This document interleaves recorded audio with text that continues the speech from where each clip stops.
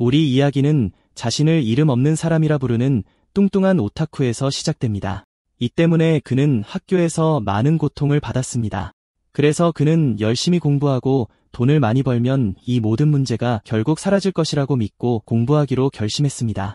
단 한 가지를 제외하고는 실제로 효과가 있었을지도 모릅니다. 그는 정말 뚱뚱한 오타쿠였고 전혀 똑똑하지 않았습니다. 학교를 졸업한 후 그에게 주어진 유일한 기회는 스파링 파트너가 되는 것이었고 그것은 스파링 파트너가 되기 위한 요건이 100kg 이상이었기 때문입니다. 곧 이전과 같은 상황이 반복되어 그는 체육관의 다른 멤버들에게 맞았습니다.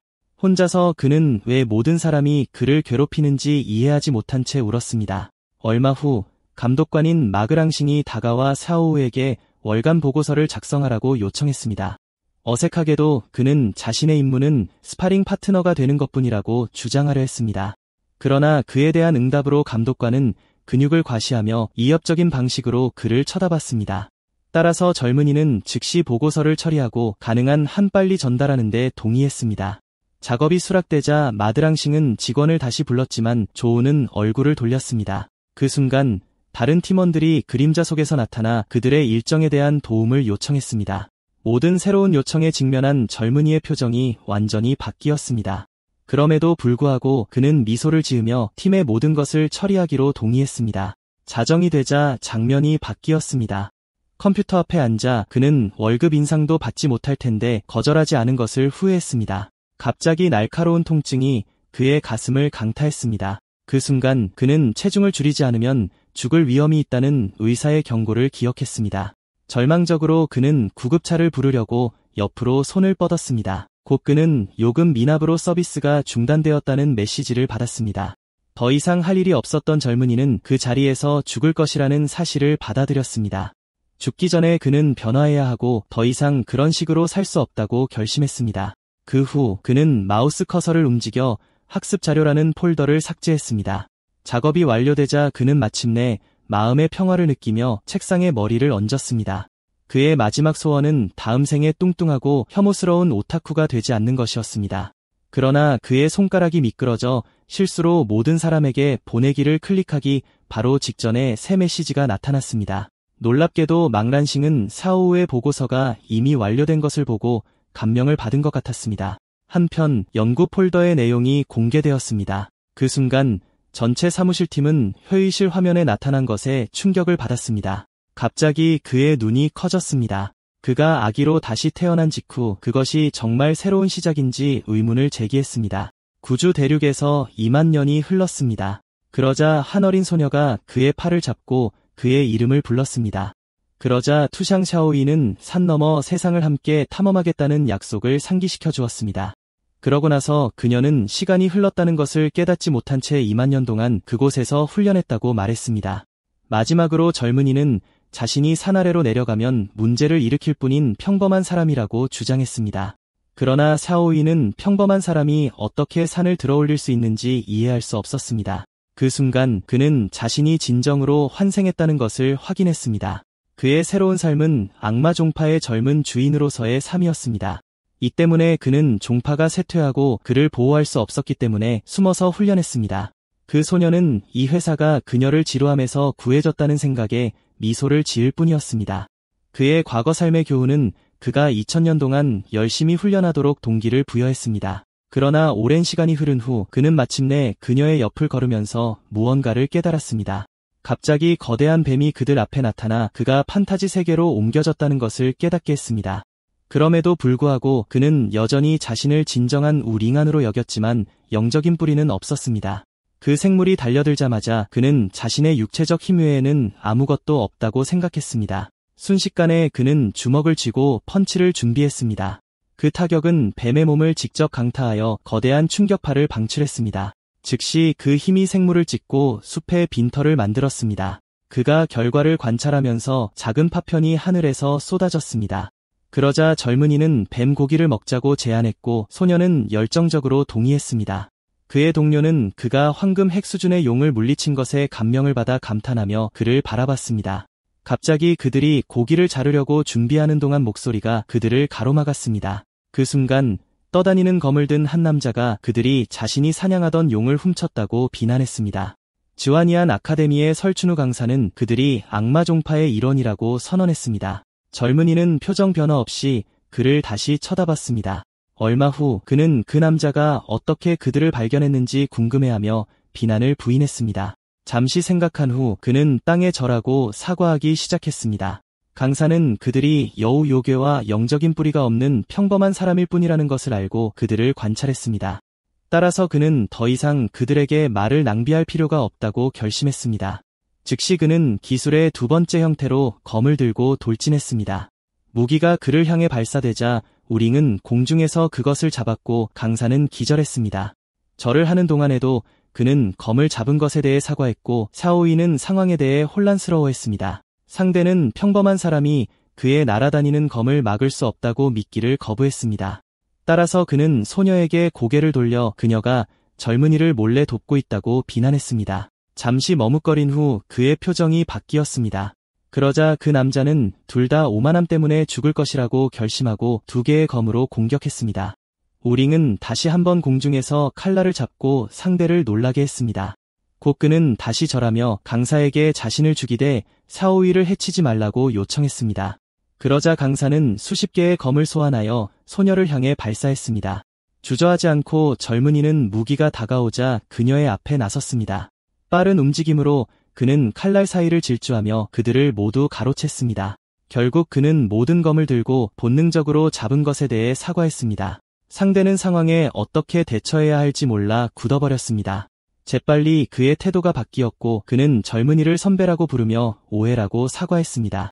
그러고 나서 그는 즉시 떠날 수 있도록 검을 돌려달라고 요청했습니다.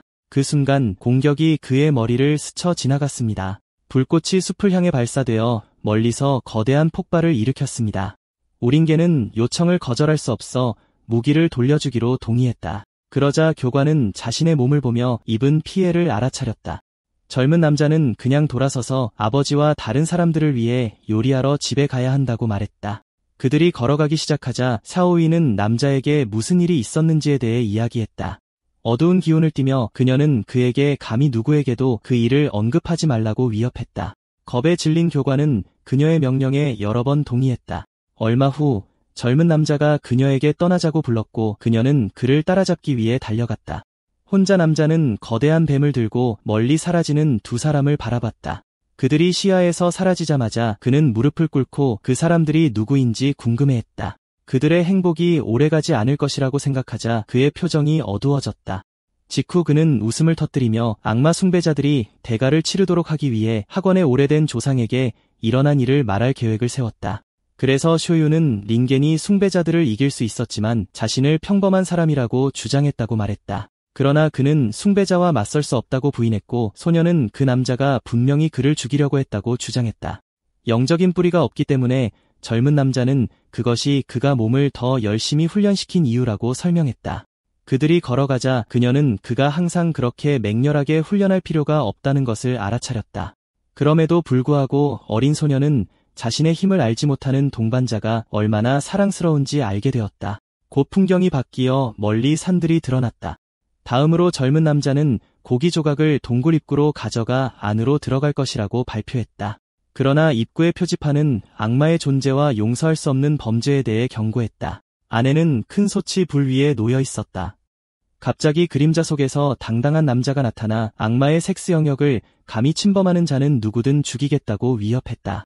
그러나 우링게는 당황하지 않고 뱀고기를 가져왔다고 미소 지으며 발표했다. 즉시 그룹의 표정이 완전히 바뀌며 작은 방문객을 환영했다. 감옥 뒤에서 모두 고기를 갈망하며 냄새가 훌륭하고 굶주렸다고 말했다.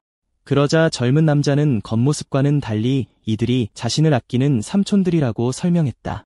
그럼에도 불구하고 그룹의 리더는 불만족스러운 표정으로 고개를 돌렸을 뿐이다. 그 순간 우디는 3시간 동안 보지 못했기 때문에 아직도 자신을 아버지로 생각하는지 소년에게 물었다. 그러나 아들은 사냥과 음식 준비 때문에 늦었다고 정당화했지만 아버지는 밖에서 무슨 일이 일어나고 있는지 알고 있다고 반박했다. 그러자 장로는 소녀가 다시 산을 내려오도록 설득하려 한다고 비난했지만 젊은 남자는 그것을 부인했다. 리더의 반응은 격렬한 외침이었고 요청을 절대적으로 거부했다. 그 외침은 아들과 사오이 모두에게 충격을 주었다. 2만 년 동안 봉인되었음에도 불구하고 우디는 여전히 정의로운 섹스의 교활함을 기억한다고 주장했다. 그러자 그는 소년에게 아버지가 그를 묻어주기를 원하는지 물었고 젊은 남자는 사과했다. 그러나 그는 잠시 망설이다가 계속했다. 얼마 후 족장은 2만 년 동안 똑같은 변명을 들었다고 폭발했다. 아들의 태도는 그 남자를 완전히 할 말을 잃게 만들었다. 여전히 링컨은 사냥을 당하거나 죽임을 당하더라도 더 이상 숲에 남아있고 싶지 않다고 선언했다.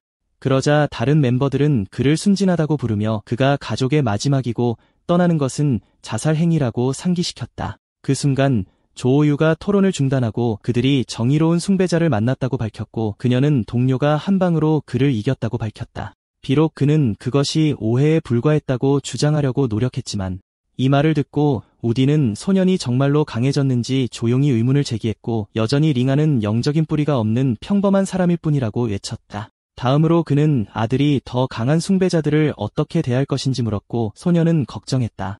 따라서 아버지는 몇 명의 적을 이겼다고 해서 자신이 무적이라고 생각하지 말라고 경고했다. 그러나 젊은 남자는 자신이 무적에 대해 이야기한 적이 없고 그런 것에는 관심이 없다고 대답했다. 그의 진정한 목표는 봉인을 풀고 그들을 구출하는 것이며 숲에서는 결코 이룰 수 없는 일이라고 그는 밝혔다. 그러자 우디는 다른 사람들에게 이것을 아들에게 말했는지 물었지만 모두 부인했다. 그 순간 소년은 봉인된 상태에서도 아버지가 항상 자신을 보호하려고 얼마나 애썼는지 기억했다. 이제 그는 다 자랐으므로 장로를 보호할 차례라고 선언했다. 이 시점에서 소이오 유는 잊고 있던 것을 상기시키기 위해 끼어들었다. 그녀는 동료에게 악마의 기운이 없기 때문에 그의 신원이 밝혀지지 않을 것이라고 설명했고 다른 사람들도 동의했다. 그럼에도 불구하고 우디는 어떤 발전이라도 그의 기운을 방출하고 그를 죽일 것이기 때문에 위험을 감수하기를 거부했다. 그러자 아들은 돌아서서 이미 내린 결정에 대해 비난하지 말라고 요청했다. 돌아서자마자 아버지의 멈추라는 외침이 들렸다. 바로 뒤에 물건이 그를 향해 던져졌다. 그는 공중에서 그것을 잡았고 사오이도 그 물건을 흘끗 보았다. 이해하지 못한 젊은 남자는 손에 든 물건이 무엇인지 물었다. 장로는 그것이 아스완첸 아카데미 시험 자격증이라고 설명하며 첫 번째 목적지로 제안했다. 아카데미는 황금 코어 레벨 숭배자들을 훈련시키는 것으로 유명했기 때문에 즉시 그룹은 그 소식에 흥분했다. 그러자 사오이는 그 결정에 의문을 제기했지만 우데이는 가장 위험한 곳이 가장 안전한 곳이라고 주장했다. 그러자 젊은 남자는 그곳에서 수많은 숭배의 길을 찾고 자신을 위한 길을 발견할 수 있다는 것을 이해했다. 다음으로 그는 짐을 큰 묶음으로 포장하기 시작했다. 곧 그는 엄청난 짐을 싣고 주안첸 아카데미로 출발한다고 발표하며 출발할 준비가 된 듯 보였다. 궁금한 소녀는 아버지가 어떻게 그 물건을 얻었는지 물었지만 그는 대답을 거부했다. 그러자 우디는 더 이상 아들을 보호할 수 없다고 인정했다. 따라서 그를 아카데미로 보내는 것이 그를 살리는 가장 좋은 방법이었다. 젊은 남자가 비밀리에 지도를 참고하는 동안 족장은 소녀에게 링겐의 몸을 둘러싼 미스터리에 대해 이야기했다. 그러고는 그녀에게 거의 황제 수준의 9골이 여우인 그녀에게 그를 보호해달라고 요청했다. 사오이는 손을 들어 그 문제의 심각성을 이해했다고 확인했다. 그러고는 그녀와 소년이 떠난 후 누가 음식을 가져다 줄 것인지 물었다. 배경에서 모든 그룹이 상황을 깨닫고 얼어붙었다. 마침내 우디는 모두에게 마지막 좋은 식사가 될 것이므로 먹으라고 외쳤다. 그러자 사오이는 작별 인사를 보내고 그 순간을 즐기라고 말했다. 돌아서자마자 그는 그녀에게 기다리라고 외쳤지만 소녀는 즉시 더 이상 음식을 가져오지 않을 것이라고 경고했다. 그러자 진지한 표정으로 아버지는 세상이 붕괴 직전에 있다고 상기시켰다. 바로 뒤에 그는 린덴 안에 숨겨진 힘이 깨어나야 한다고 경고했는데 시간이 얼마 남지 않았기 때문이다. 한편 장면은 슈안첸 아카데미의 위압적인 입구로 바뀌었다. 그곳에서 강사 중 한 명이 줄을 서서 모든 사람에게 질서를 유지하고 새치기 하지 말라고 명령했다. 후보자들은 또한 입학시험을 위해 토큰을 준비하라는 지시를 받았다. 짐을 들고 다니는 어린 우린개는 누구의 주목도 받지 않기를 바라며 그곳을 관찰했다. 강사는 스파이를 탐지하기 위해 토큰을 돌사자의 입에 넣어야 한다고 설명했다. 곧이어 그는 첫 번째 사람을 불러 앞으로 나오라고 했습니다. 지원자는 조각상에 물건을 넣었고 조각상은 빛을 내며 그의 입장을 확인했습니다. 승인이 나자 젊은이는 감사를 표하고 학교에 들어갔습니다. 다음으로 강사는 다음 지원자를 불렀습니다. 배경에서 새로운 참가자는 그의 토큰이 가짜인지 감지될지 궁금해하며 당황했습니다. 갑자기 비명소리가 모든 사람의 시선을 끌었습니다. 시험관은 석상이 지원자의 손을 잡는 동안 악마 숭배자가 발견되었다고 발표했습니다. 구경꾼 중 한 명이 석사자는 이상 징후를 감지하면 놓아주지 않아 관찰자를 겁에 질리게 한다고 설명했습니다. 붙잡힌 남자는 자비를 구했지만 강사는 경비병들에게 그를 데려가라고 명령했습니다. 바로 후에 시험관과 또 다른 지원자가 그 소년을 가리키며 그의 차례라고 알렸습니다. 그러자 강사는 그의 큰 짐 때문에 그를 의심스럽게 여겨 토큰을 넣으라고 명령했습니다. 실수하지 않도록 혼잣말을 되뇌며 떨리는 손으로 돌 석상에 다가갔습니다.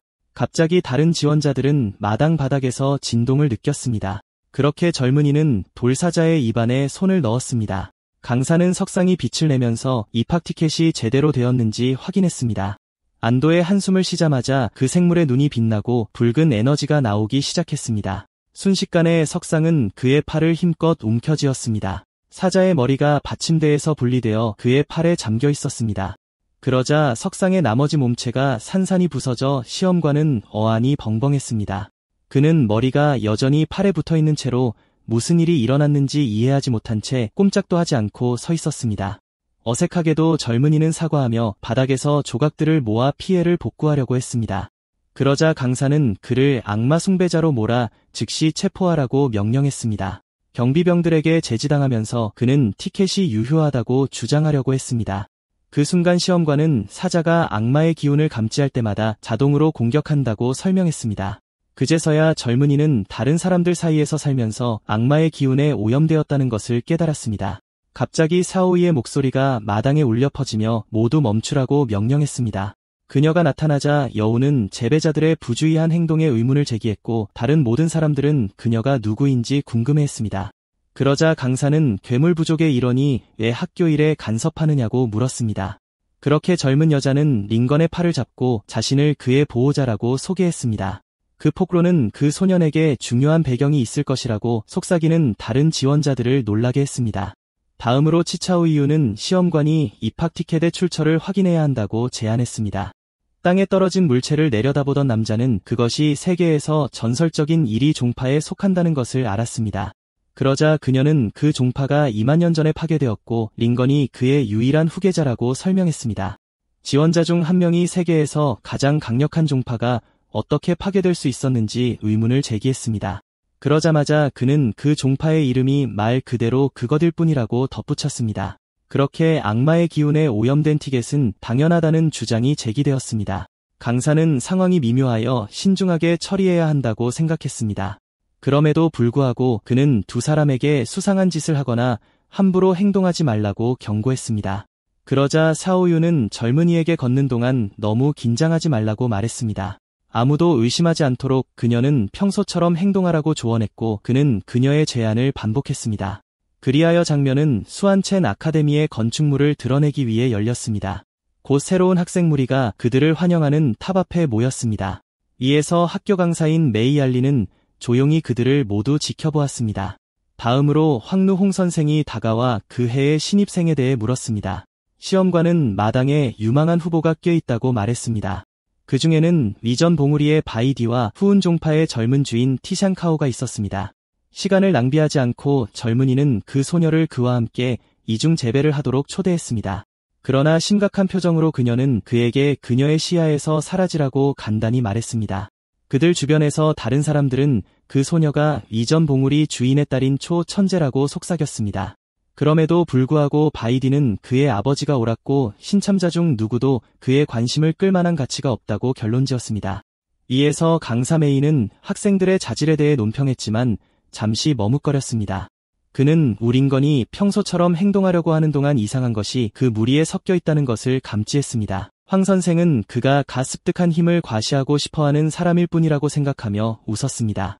그러나 시험관 마이는 그렇게 화려한 행동으로 그가 첫 번째 테스트를 통과할 수 있을지 의심했습니다. 바로 후에 조수 중 한 명이 서둘러 뛰쳐나왔습니다. 탑 꼭대기에서 강사는 공중으로 떠올라 모든 사람의 시선을 사로잡아 깊은 인상을 남겼습니다.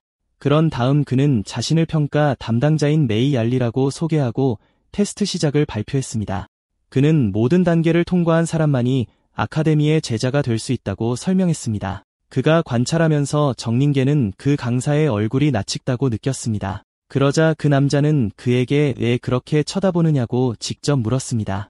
무슨 말을 해야 할지 몰라 그 소녀는 잠시 망설였습니다. 곧이어 그는 강사의 로브에서 매달려 있는 헐렁하고 반짝이는 실을 가리켰습니다. 그 말에 시험관은 잠시 공중에서 침묵을 지켰습니다. 갑자기 그는 학생 그룹을 향해 빠르게 내려왔습니다. 무서운 얼굴로 그는 신입생을 축하하고 그의 결과를 기대한다고 말했습니다. 이제 제자리에 굳어버린 강사 메이는 말을 시작하려고 했습니다. 그러자 그는 지정된 장소에서 멈추지 않은 다른 사람을 꾸짖었습니다. 베이도는 왜 시험관이 날 수 없는지, 신입생이 감히 그것을 지적할 수 있는지 이해하지 못하고 그 장면을 지켜봤습니다. 황 선생은 그 소년이 그 남자를 화나게 해서 곤경에 처했다고 논평했습니다. 순식간에 강사는 자신을 가두었던 실에서 풀려났습니다. 그런 다음 그는 단지 분위기를 가볍게 하고 테스트의 첫 번째 단계를 알리기 위한 것이었다고 설명했습니다. 윌 링컨은 시험관이 미쳤는지 시험을 위해 옷을 찢는 것이 정말 필요한지 궁금해했습니다. 다른 두 학생은 그 남자의 강한 근육과 위협적인 아우라를 알아차렸습니다. 곧 그들 중 한 명이 그를 신성한 펀칭백 몸의 전설적인 소유자로 확인했습니다. 이 능력은 활성 재배와 주문 사용을 막았습니다.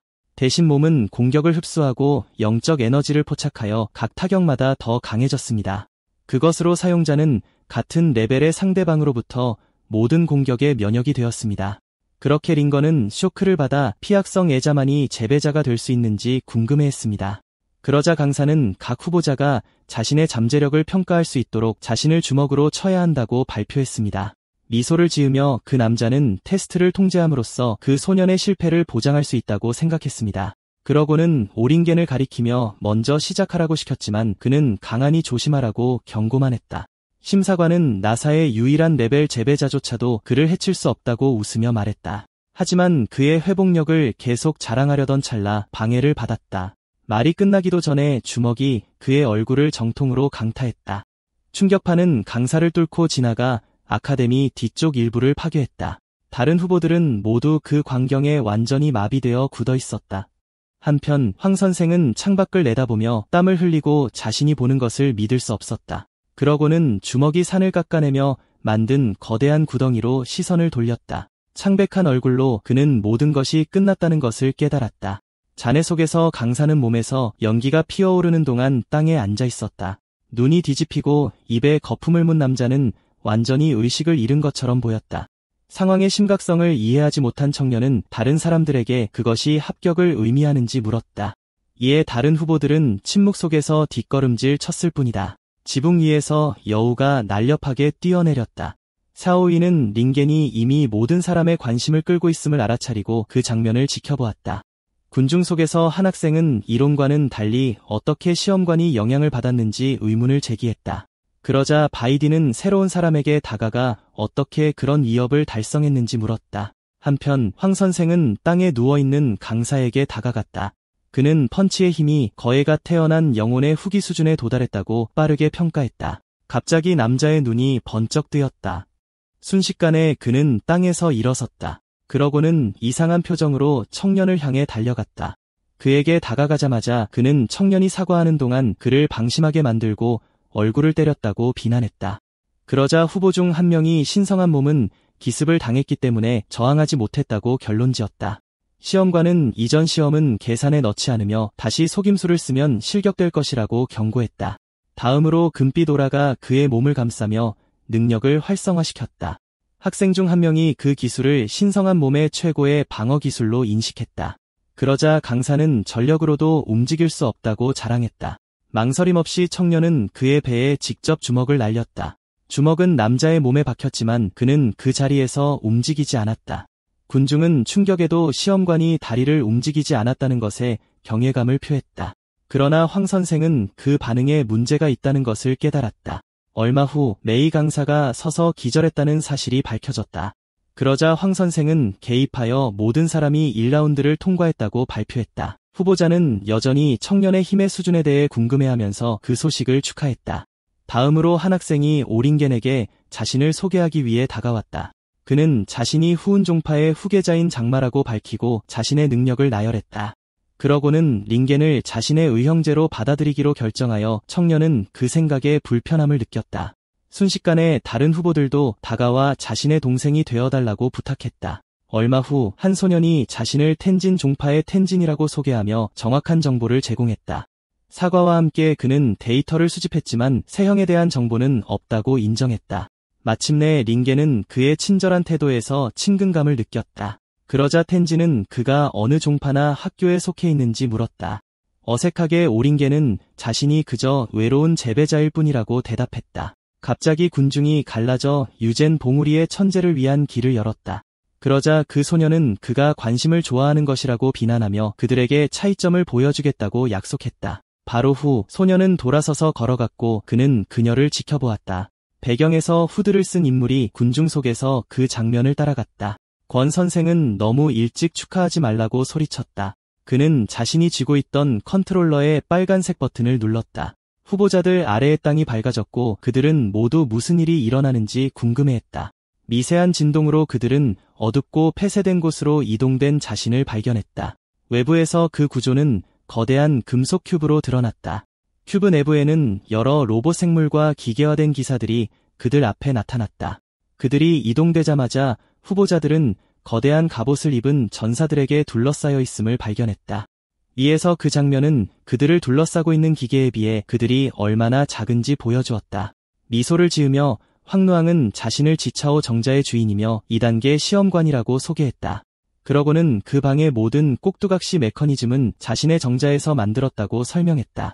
그 시험은 그들에게 지속적으로 발사될 숨겨진 무기를 피하는 것으로 구성되었다. 곧 그는 향 한 개비를 피우고 불꽃이 다 타버릴 때까지 도전이 계속될 것이라고 경고했다. 그러자 첸제는 꼭두각시 메커니즘에서 발사하는 무기가 위험하다고 경고하기 시작했다. 순식간에 기계의 눈이 밝아지며 그것이 진짜임을 확인했다. 그러자 로봇들은 후보자들에게 에너지 광선을 발사하기 시작했다. 학생들은 필사적으로 공격을 피하기 위해 달렸고 그 공격은 땅 전체에서 폭발했다. 기계는 멈추지 않고 계속 발사했다. 많은 사람들이 폭발에 맞아 거의 즉시 시험을 포기했다. 멀리서 황노홍은 후원 출신의 소년이 잘하고 있다고 관찰했다. 장메이는 자신의 기술을 활성화하고 광선이 그의 주위로 휘어지는 동안 가만히 서 있었다. 미소를 지으며 그는 그 능력으로는 아무도 뒤에서 그를 칠 수 없다고 자랑했다. 그러나 바로 후 한 줄기 빛이 그의 가슴을 정통으로 강타했다. 시험관은 자신이 그에게 불운을 주지 않은 척하며 얼굴을 가릴 뿐이었다. 그러고는 유진 종파 출신의 소녀도 놀라울 정도로 강하다는 것을 알게 되었다. 갑자기 재배자의 표정이 바뀌며 무언가를 깨달았다. 한편 오링겐은 로봇 중 하나를 땅에 묻었다. 그는 이런 식으로 하면 맞지 않을 것이라고 재빨리 결론지었다. 그러자 시험관은 격렬하게 소리쳤다. 시험은 속도에 관한 것이지 오해해서는 안 된다고 말했다. 시험관은 꼭두각시를 더 부수면 실격시키겠다고 위협했지만 그는 사과만 했다. 그러자 젊은 바이디는 결국 아버지의 조언을 기억해냈다. 갑자기 메이 강사가 장치를 잡고 그 소년에게 말을 낭비할 필요가 없다고 말했다. 그러고는 그 청년이 꼭두각시의 완전한 힘을 느끼도록 직접 버튼을 눌렀다. 로봇 부품들이 떨어져 나가더니 방 중앙에서 합쳐지기 시작했어요. 순식간에 거대한 로봇 하나로 합쳐지자 외톨이 수련자는 깜짝 놀랐죠. 곧 칙엔진은 융합체의 힘이 금단계를 넘어섰다고 설명하며 시험 난이도에 의문을 제기했어요. 그는 또 인형의 무기에는 치명적인 독이 묻어있다고 경고했죠. 화살이 등에 박히자 젊은이는 어지럽다고만 말했고 다른 사람들은 그를 꾸짖었어요. 시험관은 그런 것으로 사람이 죽을 수도 있다고 항변했지만 마이 교관은 신경 쓰지 않았어요. 그는 웃으며 그 거만한 녀석이 시험에 통과하길 정말로 바라느냐고 물었죠. 그러자 거대 인형은 손에서 독침을 마구 쏘아댔어요. 오링아는 재빠르게 움직여 모든 투사체를 쉽게 피했어요. 피한 후 그는 멈춰서서 무언가를 깨달은 듯 뒤돌아봤죠. 다시 보니 다른 후보들이 공격에 맞았다는 걸 알고 사과했어요.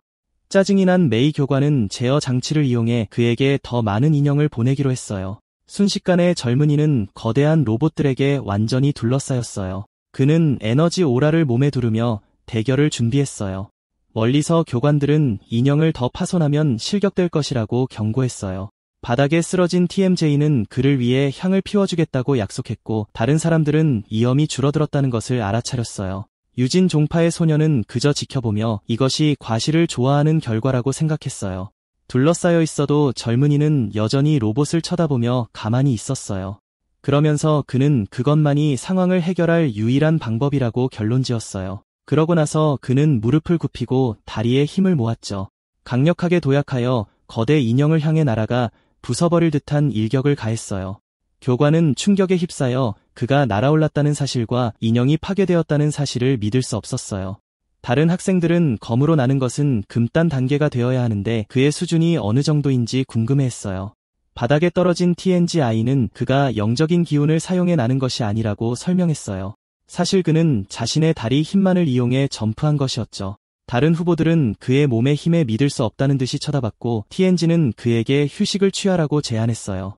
그러나 마이 교관은 그가 오래 공중에 머물 수 없다는 것을 알고 공격을 준비했어요.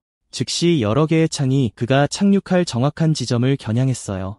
인형을 파괴할 수도 없고 점수를 잃을 위험도 있는 젊은이는 해결책을 생각해야 했어요. 유진 종파의 수련자가 공격을 피하는 것을 보고 그는 자신이 찾던 답을 찾은 것 같았어요. 그러면서 그는 땅에 있는 창끝에 정확히 착지했어요. 순식간에 젊은이는 소녀 바로 앞에 멈춰섰어요. 바로 그녀 앞에 무릎을 꿇었죠. 미소를 지으며 그는 다음에 뭘 할 거냐고 물었어요. 갑작스러운 접근에 그녀는 아버지가 경고했던 변태가 바로 그인지 궁금해하며 멍해졌어요. 재빠른 움직임으로 소녀는 그녀 뒤에 숨었고 검객은 자신을 방어했어요. 그리하여 그는 계속해서 그녀의 몸을 공격에 대한 방패로 사용했어요. 짜증이 난 수련자는 멈추라고 소리쳤지만 그는 유일하게 찾은 탈출구라고 사과할 뿐이었어요. 주저없이 어린 소녀는 칼날로 그를 치려고 했어요. 그러면서 그녀는 다른 것보다 먼저 그를 쓰러뜨리기로 결심했어요. 투사체와 파트너에게 동시에 공격을 받자 젊은이는 곤경에 처했다는 것을 깨닫고 도움을 요청했어요.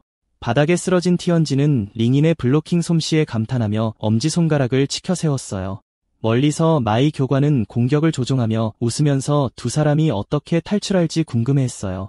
그러면서 수련자는 교관들을 바라보며 순간 향이 거의 다 타버렸다는 것을 알아차렸어요. 순식간에 시험관을 관찰하면서 그의 마음에 아이디어가 떠올랐어요. 그러고 나서 그는 달리기를 멈추고 화살이 날아오자 바디를 마주 보았어요. 바로 직후 그는 폐에 깊은 숨을 불어넣었어요. 교관들은 그가 죽을 준비를 하는 것인지 확신하지 못하며 그 장면을 지켜봤어요.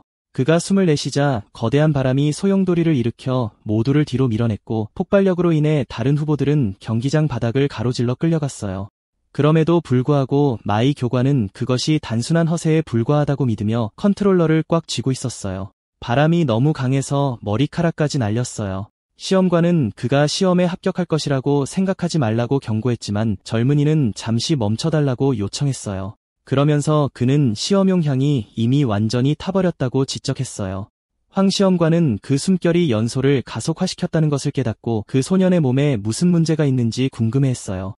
그러자 센제는 링은 수석에게는 실제로 그의 행동 뒤에 더 깊은 목적이 있다고 외쳤어요. 그러면서 그 돌풍은 여러 후보의 옷을 찢었고 그는 수석이 모두를 위해 혜택을 얻으려고 노력하고 있다고 설명했어요. 검객의 얼굴은 그 상황에 완전히 붉어졌어요. 바로 직후 유진 종파의 제자는 뛰쳐나가 경고했고 젊은이는 자신이 무엇을 잘못했는지 궁금해했어요.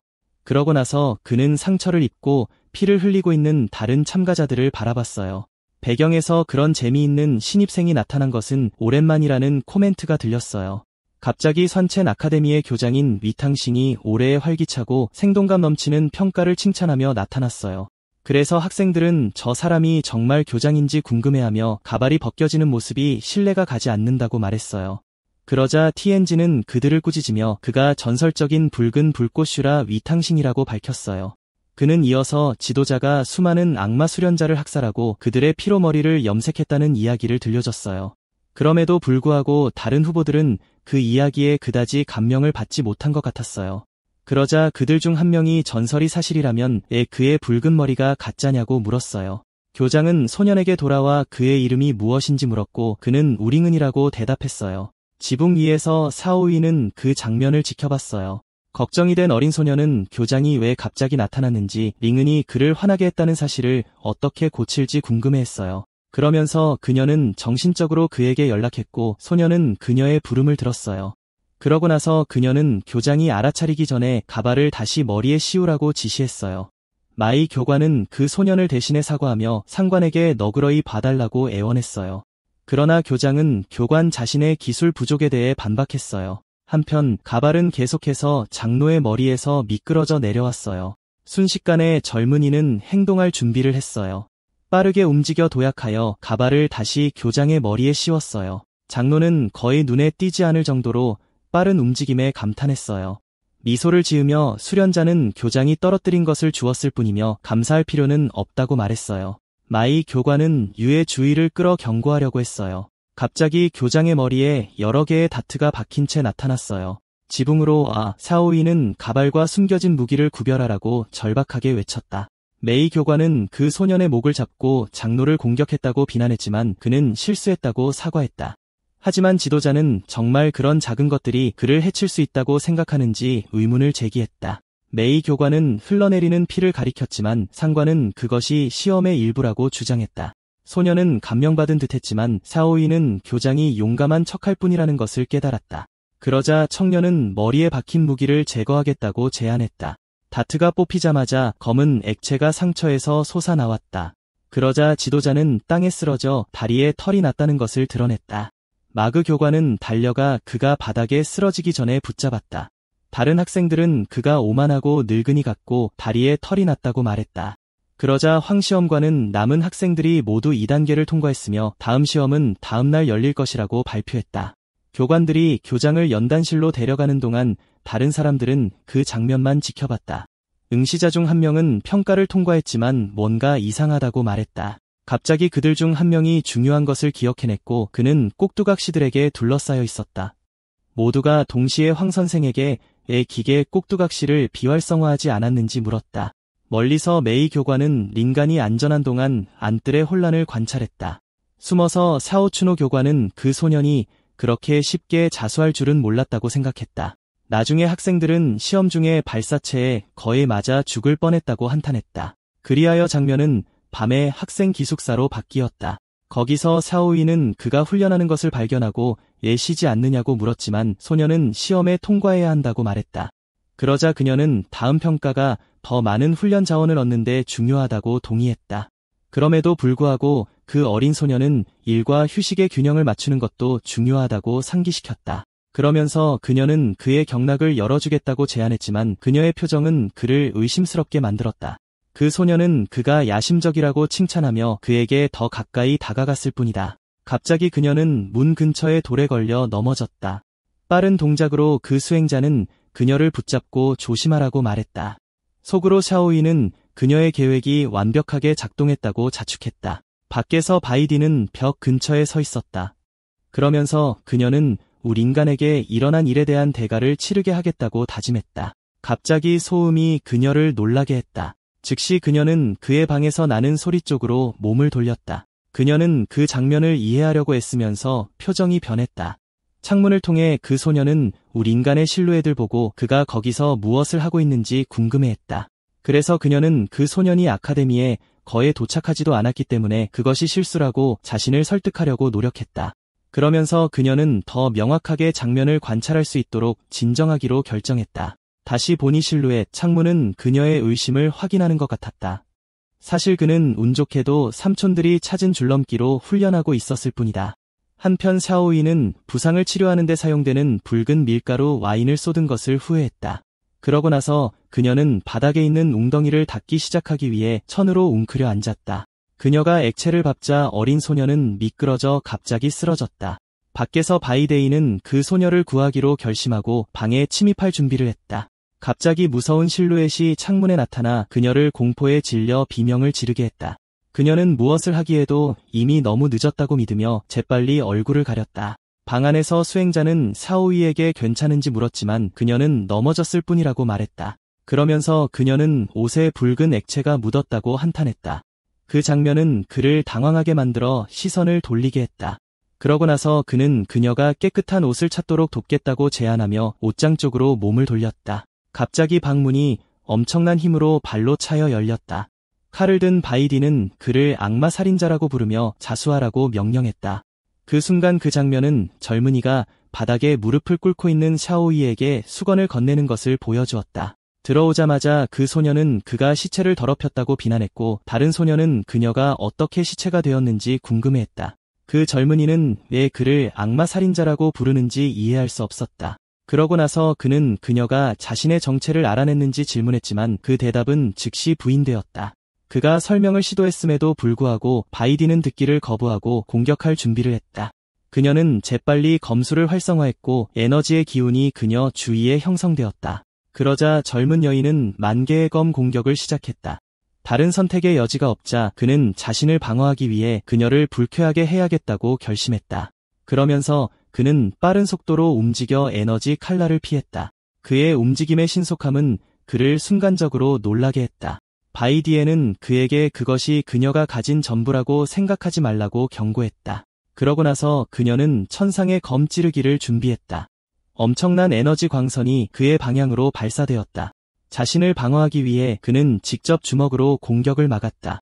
그의 상대는 그가 자신의 몸만 사용하여 그녀의 작은 칼을 산산조각냈다는 것을 믿을 수 없었다. 갑자기 그녀는 바로 뒤에 있는 존재를 느꼈다. 순간적으로 그녀는 기억을 지우기 위한 손바닥 공격으로 목 뒤쪽을 맞았다. 그러면서 그녀는 완전히 의식을 잃은 채 바닥에 쓰러졌고 그녀의 칼은 옆으로 굴러갔다. 바닥에 앉아있는 수행자는 자신의 정체를 밝히는 것을 피하기 위한 유일한 선택이었다고 설명하며 사과했다. 따라서 그 기술은 손바닥에 힘을 불어넣어 상대방의 뇌로 향하게 하는 것으로 구성되었다. 그 결과 그 타격은 그녀를 바닥에 완전히 기절하게 만들었다. 얼마 후 그는 다른 사람이 그곳에서 그들을 찾기 전에 빨리 그녀를 데려가야 한다고 말했다. 그러고 나서 그는 그 소녀를 어깨에 메고 방에서 나갔다. 달빛 아래서 그는 그녀와 함께 아카데미의 지붕을 가로질러 달렸다. 그는 나아가면서 그녀를 내려놓아야 할 적절한 장소를 찾았다. 갑자기 그 칼에 상처를 입은 사람이 깨어나기 시작했고 그녀는 자신에게 무슨 문제가 있는지 궁금해했다. 주저하지 않고 그는 그녀의 기억을 지우기 위해 같은 기술로 그녀를 다시 때렸다. 한숨을 쉬며 그는 거의 노출될 뻔했다고 생각했다. 그럼에도 불구하고 뭔가 계속 그를 괴롭혔다. 그가 그녀를 아카데미 거리를 통해 데려가는 동안 그는 그 여자가 실제로 어디에 살았는지 궁금해했다. 그 때문에 상황은 그를 완전히 길을 잃게 만들었고 다음에 무엇을 해야 할지 알지 못했다. 숨어서 자이와 그녀는 영곤 우두머리와 백제의 관계를 알아내려 그 장면을 지켜봤다. 그가 방 중 하나의 문을 밀어서 열었지만 곧 완전히 열었다. 그 후 젊은 남자는 그녀를 침대에 눕혔다. 방이 비어있는 것처럼 보이자 그는 그녀가 그곳에 머물고 있다고 생각했다. 하지만 갑자기 젊은 여자가 무슨 일인지 물으며 깨어나기 시작했다. 하지만 망설임 없이 그는 기억을 지우는 기술로 그녀를 다시 때렸다. 그녀가 기절하자 낯선 사람은 자신의 정체를 밝힐 수 없어 미안하다고 사과했다. 베스킨은 그 기술을 반복해서 사용하면 그녀의 기억이 엉망이 될까 봐 걱정하기 시작했다. 죄책감을 느꼈지만 가족이 몰살당하는 것보다 낫다고 생각했다. 주위를 둘러보던 그는 젊은 여자의 방이 엉망진창인 것에 놀랐다. 곧 그는 바닥에 남긴 발자국을 발견했다. 따라서 흔적을 남기지 않기로 결심한 그는 걸레를 집어들고 그곳을 청소했다. 게다가 청소를 하면서 그녀의 방을 정리하는 게 낫겠다고 생각했다. 그러다 장면은 밤의 숲 한가운데 있는 정자로 바뀌었다. 그 순간 두건을 쓴 인물이 숨어있는 자에게 멈추라고 명령했다. 젊은 소추노가 나타나자마자 낯선 사람은 그가 너무 잘 숨어있다고 칭찬했다. 바로 직후 그 인물은 아무것도 그의 눈을 피할 수 없다고 자랑했다. 그러자 젊은 남자는 새로운 학생을 처리하는데 그의 도움이 필요하다고 설명했다. 하지만 두건을 쓴 남자는 왜 그를 도와줘야 하냐고 물었다. 그 보답으로 강사는 전폭적인 지원과 다음 가주 선택권을 약속했다. 곧 그 인물은 일어서서 목표물의 정체를 물었고 무링겐이라는 대답이 돌아왔다. 그 이름을 듣자 남자는 시험에서 오만했던 소년을 떠올렸다. 그러자 강사는 그가 우연히 청년을 죽일 수 있도록 제비를 조작하자고 제안했다. 하지만 두건을 쓴 사람은 그 계획에 동의했지만 약속을 잊지 말라고 상기시켰다. 그 인물이 떠나려고 돌아서자 젊은 도련님소가 그를 불렀다. 잠시 후 그는 다른 일에 대한 도움을 요청했다. 물속에서 거대한 수중뱀이 그의 다리를 휘감아 단단히 붙잡고 있었다. 절박해진 그는 먼저 구해달라고 애원했고 그로 인해 그의 동맹은 어이가 없었다. 다른 선택의 여지가 없자 남자는 개입하기로 했다. 재빠른 움직임으로 그는 무기를 꺼내 에너지 공격으로 그 생물을 베었다. 곧 그는 달려가 뛰어오르며 강력한 배기로 공격을 마무리했다. 그리하여 짐승을 물리치고 두건을 쓴 임무는 끝났다고 선언했다. 하지만 갑자기 소춘호가 나무 사이에서 비명을 지르며 하늘에서 떨어졌다. 순간 남자는 그가 땅에 닿기 전에 그의 팔로 그를 잡았다. 마침내 강사는 소 가문의 천재의 힘을 칭찬했지만 젊은 남자는 그에게 내려달라고만 부탁했다. 그러자 그 인물은 그의 머리를 물속에 쳐박고 걸어갔다. 곧 단 선생의 영혼이 나타나고 두건을 쓴 사람은 물인겐이 그렇게 간단하지 않다고 경고했다. 그러자 스승은 그 소년이 보여준 힘은 전성기에도 그에게 힘들 것이라고 인정하며 동의했다. 그럼에도 불구하고 남자는 그 세계에서 아무도 그를 이길 수 없다고 자랑했다. 그러고는 자신을 시공간 여행자 시에오 호우라고 밝혔다. 원래 삶에서 그는 블루스타의 평범한 학생일 뿐이었다. 교통사고 후 그는 결국 수련세계로 환생하게 되었다. 곧 그는 겉보기에 중요하지 않은 소 가문의 젊은 도련님이 되었다. 어느 날 소를 돌보던 중 그는 비틀거려 걸음에 빠졌다. 바로 그 순간 그는 단 선생이 깃들어 있는 반지를 발견하고 힘의 여정을 시작했다. 이 주인공의 이야기로 그는 모든 상대가 자신의 길에 놓인 징검다리일 뿐이라고 확신했다. 게다가 고우는 원한이 없더라도 무링겐의 운명은 자신에게 패배하는 것이라고 선언했다. 한편 다른 곳에서 젊은 남자는 갑자기 재채기를 하며 이유를 이해하지 못했다. 청소를 마친 그는 방이 충분히 정돈되었다고 판단하고 떠날 때가 되었다고 생각했다. 그러고는 나무 문을 열었다. 작별 인사를 하고 그는 떠났고 백제는 계속 잠들어 있었다. 자신의 방 앞에 선 여행자는 이상한 점을 알아차렸다. 들어가자마자 그는 누군가 그의 방에 있었다는 것을 깨달았다. 곧 그는 백제가 자신의 침대에 의식을 잃고 누워있는 것을 발견했다. 잠시 그는 잠자는 소녀를 바라보며 그 자리에 서 있었다. 하지만 순간 그는 수련자가 자신의 방에 침입했다는 사실을 깨닫고 당황했다. 침대에 다가가자 수 호모우는 백제가 잠결에 몸을 뒤척이는 것을 지켜봤다. 곧 젊은 여자의 차세대 여신으로서의 명성이 그의 마음에 떠올랐고 그는 잠든 그녀를 보면서도 감탄했다. 그러자 젊은 남자는 자신을 꾸짖으며 지금은 딴 생각을 할 때가 아니라고 상기시켰다. 새로운 자세로 그는 방에 있는 가구 중 하나로 몸을 돌렸다. 그리하여 그는 왜 소녀가 그의 방을 정리하고 침대에 누워있는지 곰곰이 생각하며 상황을 분석하기 시작했다. 따라서 그의 마음속에 하나의 결론이 떠올랐다. 그녀는 틀림없이 그를 좋아할 것이다. 과거 삶의 만화책에 대한 기억으로 그는 주인공으로서 자신에게는 사랑에 빠진 여주인공이 있을 운명이라고 믿게 되었다. 잠자는 소녀를 바라보며 그는 백제가 자신의 운명의 여주인공이 될 수 있는지 의문을 가졌다. 곧 그는 모든 일에도 불구하고 소녀가 아직 깨어나지 않았다는 것을 알아차리고 표정이 바뀌었다. 그 순간 단 선생이 나타나 그녀의 의식이 손상되어 깨어나지 못하고 있다고 밝혔다. 그러자 그녀는 호우가 백제가 자신의 방을 청소하는데 너무 많은 에너지를 소비하여 기절했다고 추정했다고 보여주었고 단 선생은 그를 꾸짖었다. 개의치 않고 젊은 남자는 침대 위로 몸을 기울이며 과거 삶의 응급처치 지식을 사용하여 도울 수 있다고 확신했다. 그러고는 침대 앞에 자리를 잡고 시술을 시작할 준비를 했다. 바로 그 순간 거기에 누워있던 소녀가 희미한 신음소리를 냈다. 천천히 눈이 떠지고 그녀는 자신의 몸에 무슨 일이 일어나고 있는지 물었다. 바로 그 순간 젊은 도련님은 입술을 키스할 준비를 하고 그녀에게 몸을 기울였다. 갑자기 큰 소리가 나자 오링가는 방에서 나는 소리에 놀라 뒤돌아봤다. 바로 직후 백제는 문을 발로 차서 열고 나가면서 다시는 그의 앞에 나타나지 말라고 경고했다. 바닥에 앉아있던 새 화우는 그녀가 그에게 감정이 있었다면 왜 공격을 받았는지 궁금해했고 단 선생은 그가 너무 많이 생각하고 있는지도 모른다고 말했다. 그리하여 젊은 남자는 이 세계의 여성들은 본래 내성적이고 키스는 너무 직접적이었다는 결론을 내렸다. 그러자 단 선생은 베티가 그를 좋아하고 단순히 방을 잘못 들어온 것이 아니라고 어떻게 그렇게 확신할 수 있냐고 물었다. 얼굴에 멍이 든 주인공은 그 이유는 간단하다고 대답했다. 그는 타고난 주인공이었다. 밖에서 젊은 여자는 홀로 뜰을 걸으며 어쩌다 다른 사람의 침대에 있게 됐는지 이해하려 했었다. 그러자 그녀의 마음속에 오링에게 맞서 그가 악마 숭배자라는 비난을 들었던 순간이 떠올랐다. 조금씩 기억이 더 선명해졌고 그녀는 마침내 무슨 일이 일어났는지 이해하기 시작했다. 그녀의 기억 속에서 그녀는 오링이 자신의 수련을 강화하기 위해 몸을 사용하는 수행자라고 비난했다. 따라서 바이바이는 자신이 엄청난 비밀을 발견했고 방에 있는 사람은 아마도 우린겐의 공범일 것이라는 것을 깨달았다. 결연한 미소를 지으며 그녀는 도둑이 장키언 어캐더미에 침입했다는 증거를 찾겠다고 맹세했다. 그 순간 그녀의 목소리가 밤에 메아리치며 우린겐의 이름을 복수의 약속으로 외쳤다. 그 외침은 바이디의 목소리를 알아차린 두 학생을 깨웠고 그녀와 우링한 사이에 무슨 일이 일어났을까 궁금해했다. 다음날 프레젠테이션 무대에는 모든 학생들이 이미 평가를 위해 모였다.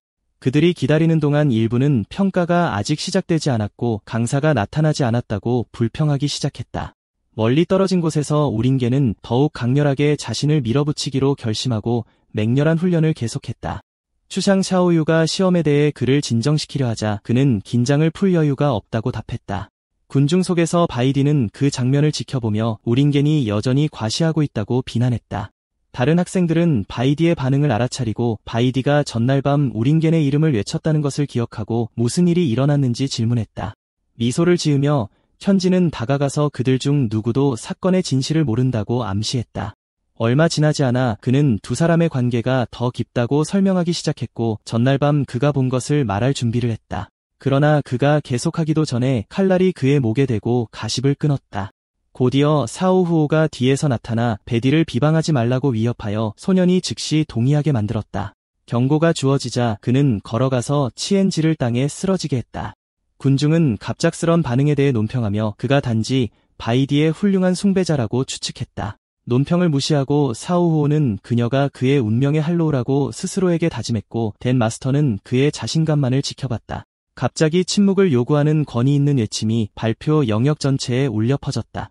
마오 란싱이 도착하자 우링안을 포함한 모든 학생들이 무대 쪽으로 향했다. 곧이어 강사 맹엘리, 유탱징, 황루홍이 무대에 올라 3차 평가가 발표되었다. 메이 엘리는 이번 라운드가 실제 전투 테스트가 될 것이며 여기서 성과에 따라 각 학생이 어느 반에 배정될지 결정된다고 설명했다. 그 후 그는 유템징 교장이 전체 과정을 직접 평가할 것이라고 알렸다. 우린겐 옆에서 추샹 샤오유는 교장이 가발을 바꾼 것 같다고 말했지만 그녀는 빨리 조용히 하라는 꾸지람을 받았다. 교장은 속삭임을 알아차린 것 같았지만 지시사항을 이해했다고만 확인했다. 그러자 강사 중 한 명이 버튼을 누르고 세 번째 라운드는 후보자가 번호를 뽑는 전투 테스트가 될 것이라고 발표했다. 그러자 학생들은 번호를 받기 위해 펭귄 모양의 기계 앞에 줄을 섰다. 오링아는 줄을 서서 자신의 차례를 기다리는 동안 다른 사람들이 접근하는 것을 지켜봤다.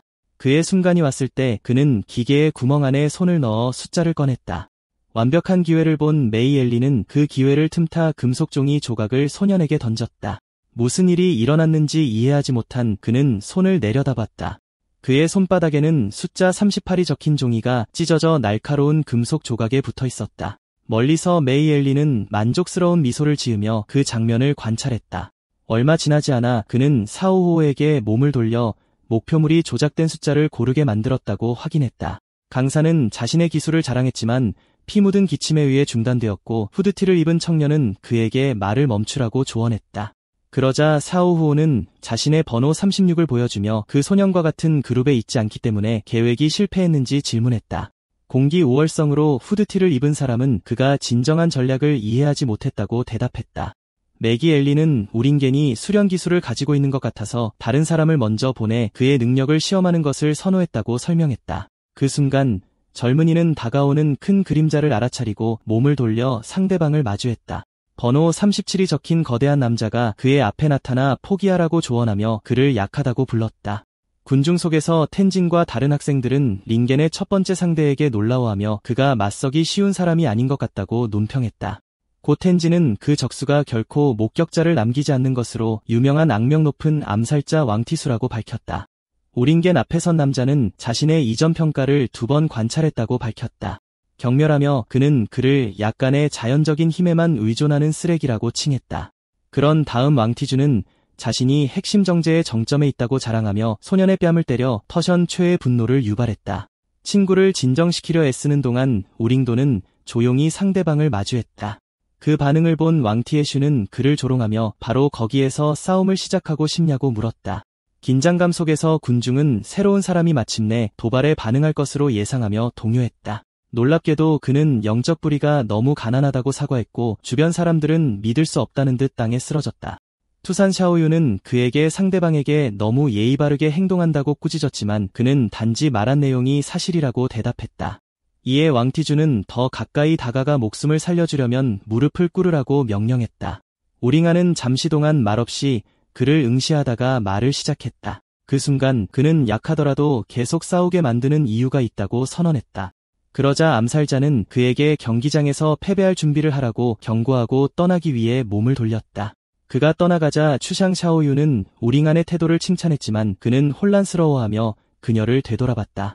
멀리서 왕티수는 마 얄리에게 그 소년을 죽이면 상위반에 들어가는 거래를 압박했다.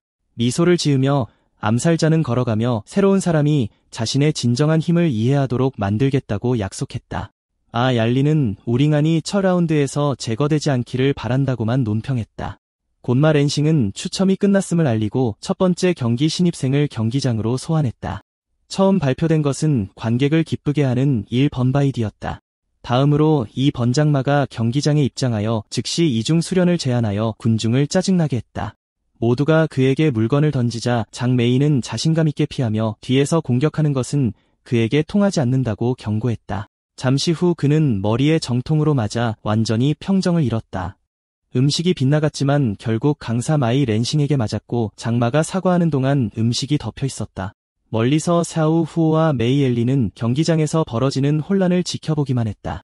심각한 표정으로 후드티를 입은 청년은 장마의 이름을 탐내는 여자를 위해 기억하겠다고 선언했다. 메이 엘리는 어떻게 그렇게 빨리 더 가까워졌는지 질문했고 수수께끼의 젊은이는 그것이 주인공 오라의 효과라고 대답했다. 소란을 끝내기 위해 유탕신 교장이 기침을 하고 즉시 경기를 시작하라고 명령했다. 이에 강사는 군중의 음식 잔해로 덮인 장마를 풀어줬다. 경기장 반대편에 서 있던 바이디는 이것이 자신이 원했던 것이라고만 논평했다. 따라서 장메이는 마침내 그녀를 사로잡기 위해 자신의 진정한 능력을 보여주겠다고 선언했다. 그런 다음 그는 자신의 가장 강력한 기술 중 하나를 실행할 준비를 했다. 그림자 복제를 사용하여 그는 경기장 전체에 퍼져있는 자신의 복사본을 여러 개 만들었다. 신지는 그 기술이 빠른 움직임으로 복제물을 만들었다고 설명했지만 우링에는 감명을 받지 못한 것 같았다. 상대방을 둘러싼 복제물은 그녀가 실제 몸을 찾지 않고는 결코 그를 이길 수 없을 것이라고 말하며 그녀를 조롱했다. 바이디는 잠시 동안 침묵 속에서 관찰했고 갑자기 모든 복제물이 사라지고 장다리만 경기장 중앙에 남았다. 빠른 움직임으로 젊은 여자는 상대방에게 정확한 발차기를 날렸고 상대방은 그녀가 자신을 바보라고 생각하는지 물었다. 그 순간 그는 고통스러워하며 그녀가 비열하고 천박한 공격을 썼다고 비난했다. 미소를 지으며 젊은 남자는 모든 것이 보이는 것과 같지 않다는 것을 밝히기 시작했다. 곧 장메이는 보호용 금속판을 보여주며 그가 전에 다른 사람들을 괴롭혔기 때문에 그런 종류의 공격에 대비했다고 설명했다. 그의 친절이 거절당했다고 말하며 그는 더 이상 자비롭지 않기로 결심하고 손에 에너지를 모으기 시작했다. 에너지 구체가 바이디를 향해 발사되자마자 그녀는 그의 빠른 분신 공격을 피해야 했다. 군중 속에서 우린게는 왜 그가 카이 구체를 직접 발사하여 공격하지 않았는지 의문을 제기했다. 이에 치엔지는 수행자의 레벨이 기에 거리와 힘을 결정하며 단순히 응축하는 것만으로도 이미 인상적인 위협이라고 설명했다. 설명을 듣고 링나는 그의 아버지와 투샹 샤오유가 얼마나 강했는지 되돌아봤다. 경기장에서 바이디는 모든 공격을 피하며 그게 그가 보여줄 전부인지 물었다. 손을 흔들며 장메이는 이 소극이 끝나야 한다고 선언했다. 그를 과소평가하지 말라고 경고하며 그는 그녀를 향해 공격을 돌릴 준비를 했다. 재빨리 그는 거리를 벌리기 위해 뒤로 뛰어갔다. 승리한 미소를 지으며 그는 카이 구체에 대한 자신의 통제력을 자랑했다. 마침내 그는 그의 능력이 그녀의 상상력을 초월한다고 선언하고 공격을 직접 발사했다. 그녀의 민첩성으로 그녀는 그의 공격을 피할 수 있었다. 수행자는 침착하게 재빠른 움직임으로 에너지 구체를 피하기 시작했다. 강사들은 후운의 성적 독특한 능력이 몸 밖으로 방출된 영적 에너지를 조작하는 것에 대해 언급했다. 학생 중 한 명이 우린겐에게 그 기술이 더 큰 공격을 제어하기 위해 에너지의 실을 사용한다고 설명했고 그는 감명을 받았다. 경기장으로 돌아와 바이디는 결연한 눈빛으로 다가오는 에너지 구체에 맞섰다. 그러자 그녀는 칼을 뽑으며 그런 비열한 상대를 상대로 칼을 써야 한다는 사실에 짜증을 냈다. 단 한 번의 동작으로 그녀는 수치라고 선언하고 에너지 구체를 반으로 잘랐다. 배기의 충격이 직선으로 쇄도하여 상대방을 직접 강타했다. 갑자기 장메이의 보호용 금속판이 산산이 부서져 그를 완전히 충격에 빠뜨렸다. 잠시 후 그는 그녀가 그의 공격을 파괴했다는 사실에 감명받아 무릎을 꿇었고 그녀가 그에게 맞는 여자라고 더욱 확신했다. 충격으로 젊은 남자는 기절하여 경기장 바닥에 쓰러져 패배했다. 오링에는 에너지가 어떻게 제어되고 있는지 혼란스러워하며 그 장면을 지켜봤다. 그러자 강사마이 렌싱은 장마가 싸울 능력을 잃었다고 발표하고 배두를 승자로 선언했다. 군중이 유젠피크의 승리를 축하하는 동안 그 검객은 경기장 중앙에 가만히 서 있었다. 투샹 샤오유 옆에서 젊은 남자는 이것이 수행자 간의 전투가 진정으로 어떤 것인지에 대해 되돌아봤다. 갑자기 거대한 닭다리를 든 소녀가 나타났다. 소리를 듣고 링에는 무슨 일이 일어났는지 보려고 돌아섰다. 그러자 분홍색 머리 소녀는 바이디를 알아보고 신세대 1위 수행자에 대한 감탄을 표현했다. 곧 그녀는 언젠가 그렇게 강해지고 싶다고 말했다. 새로운 여성이 우링겐에게 다가왔고 그는 그녀의 키에 놀랐다. 무심코 그녀는 샹샤오유 2명과 부딪혔고 그는 충격에 휩싸였다. 그 순간 그 여우는 이것이 링겐이 좋아하는 종류의 것이라고 추정했다. 분홍색 머리 소녀는 소년의 시선을 알아차리고 그가 음식을 갈망하고 있다고 추론했다. 모두의 반응을 보고 그녀는 고기를 건네며 그가 다른 것을 원하지 않느냐고 물었다. 스스로를 꾸짖으면서도 우링나는 훈련으로 배가 고프다고 인정하고 고기 한 조각을 받아들였다.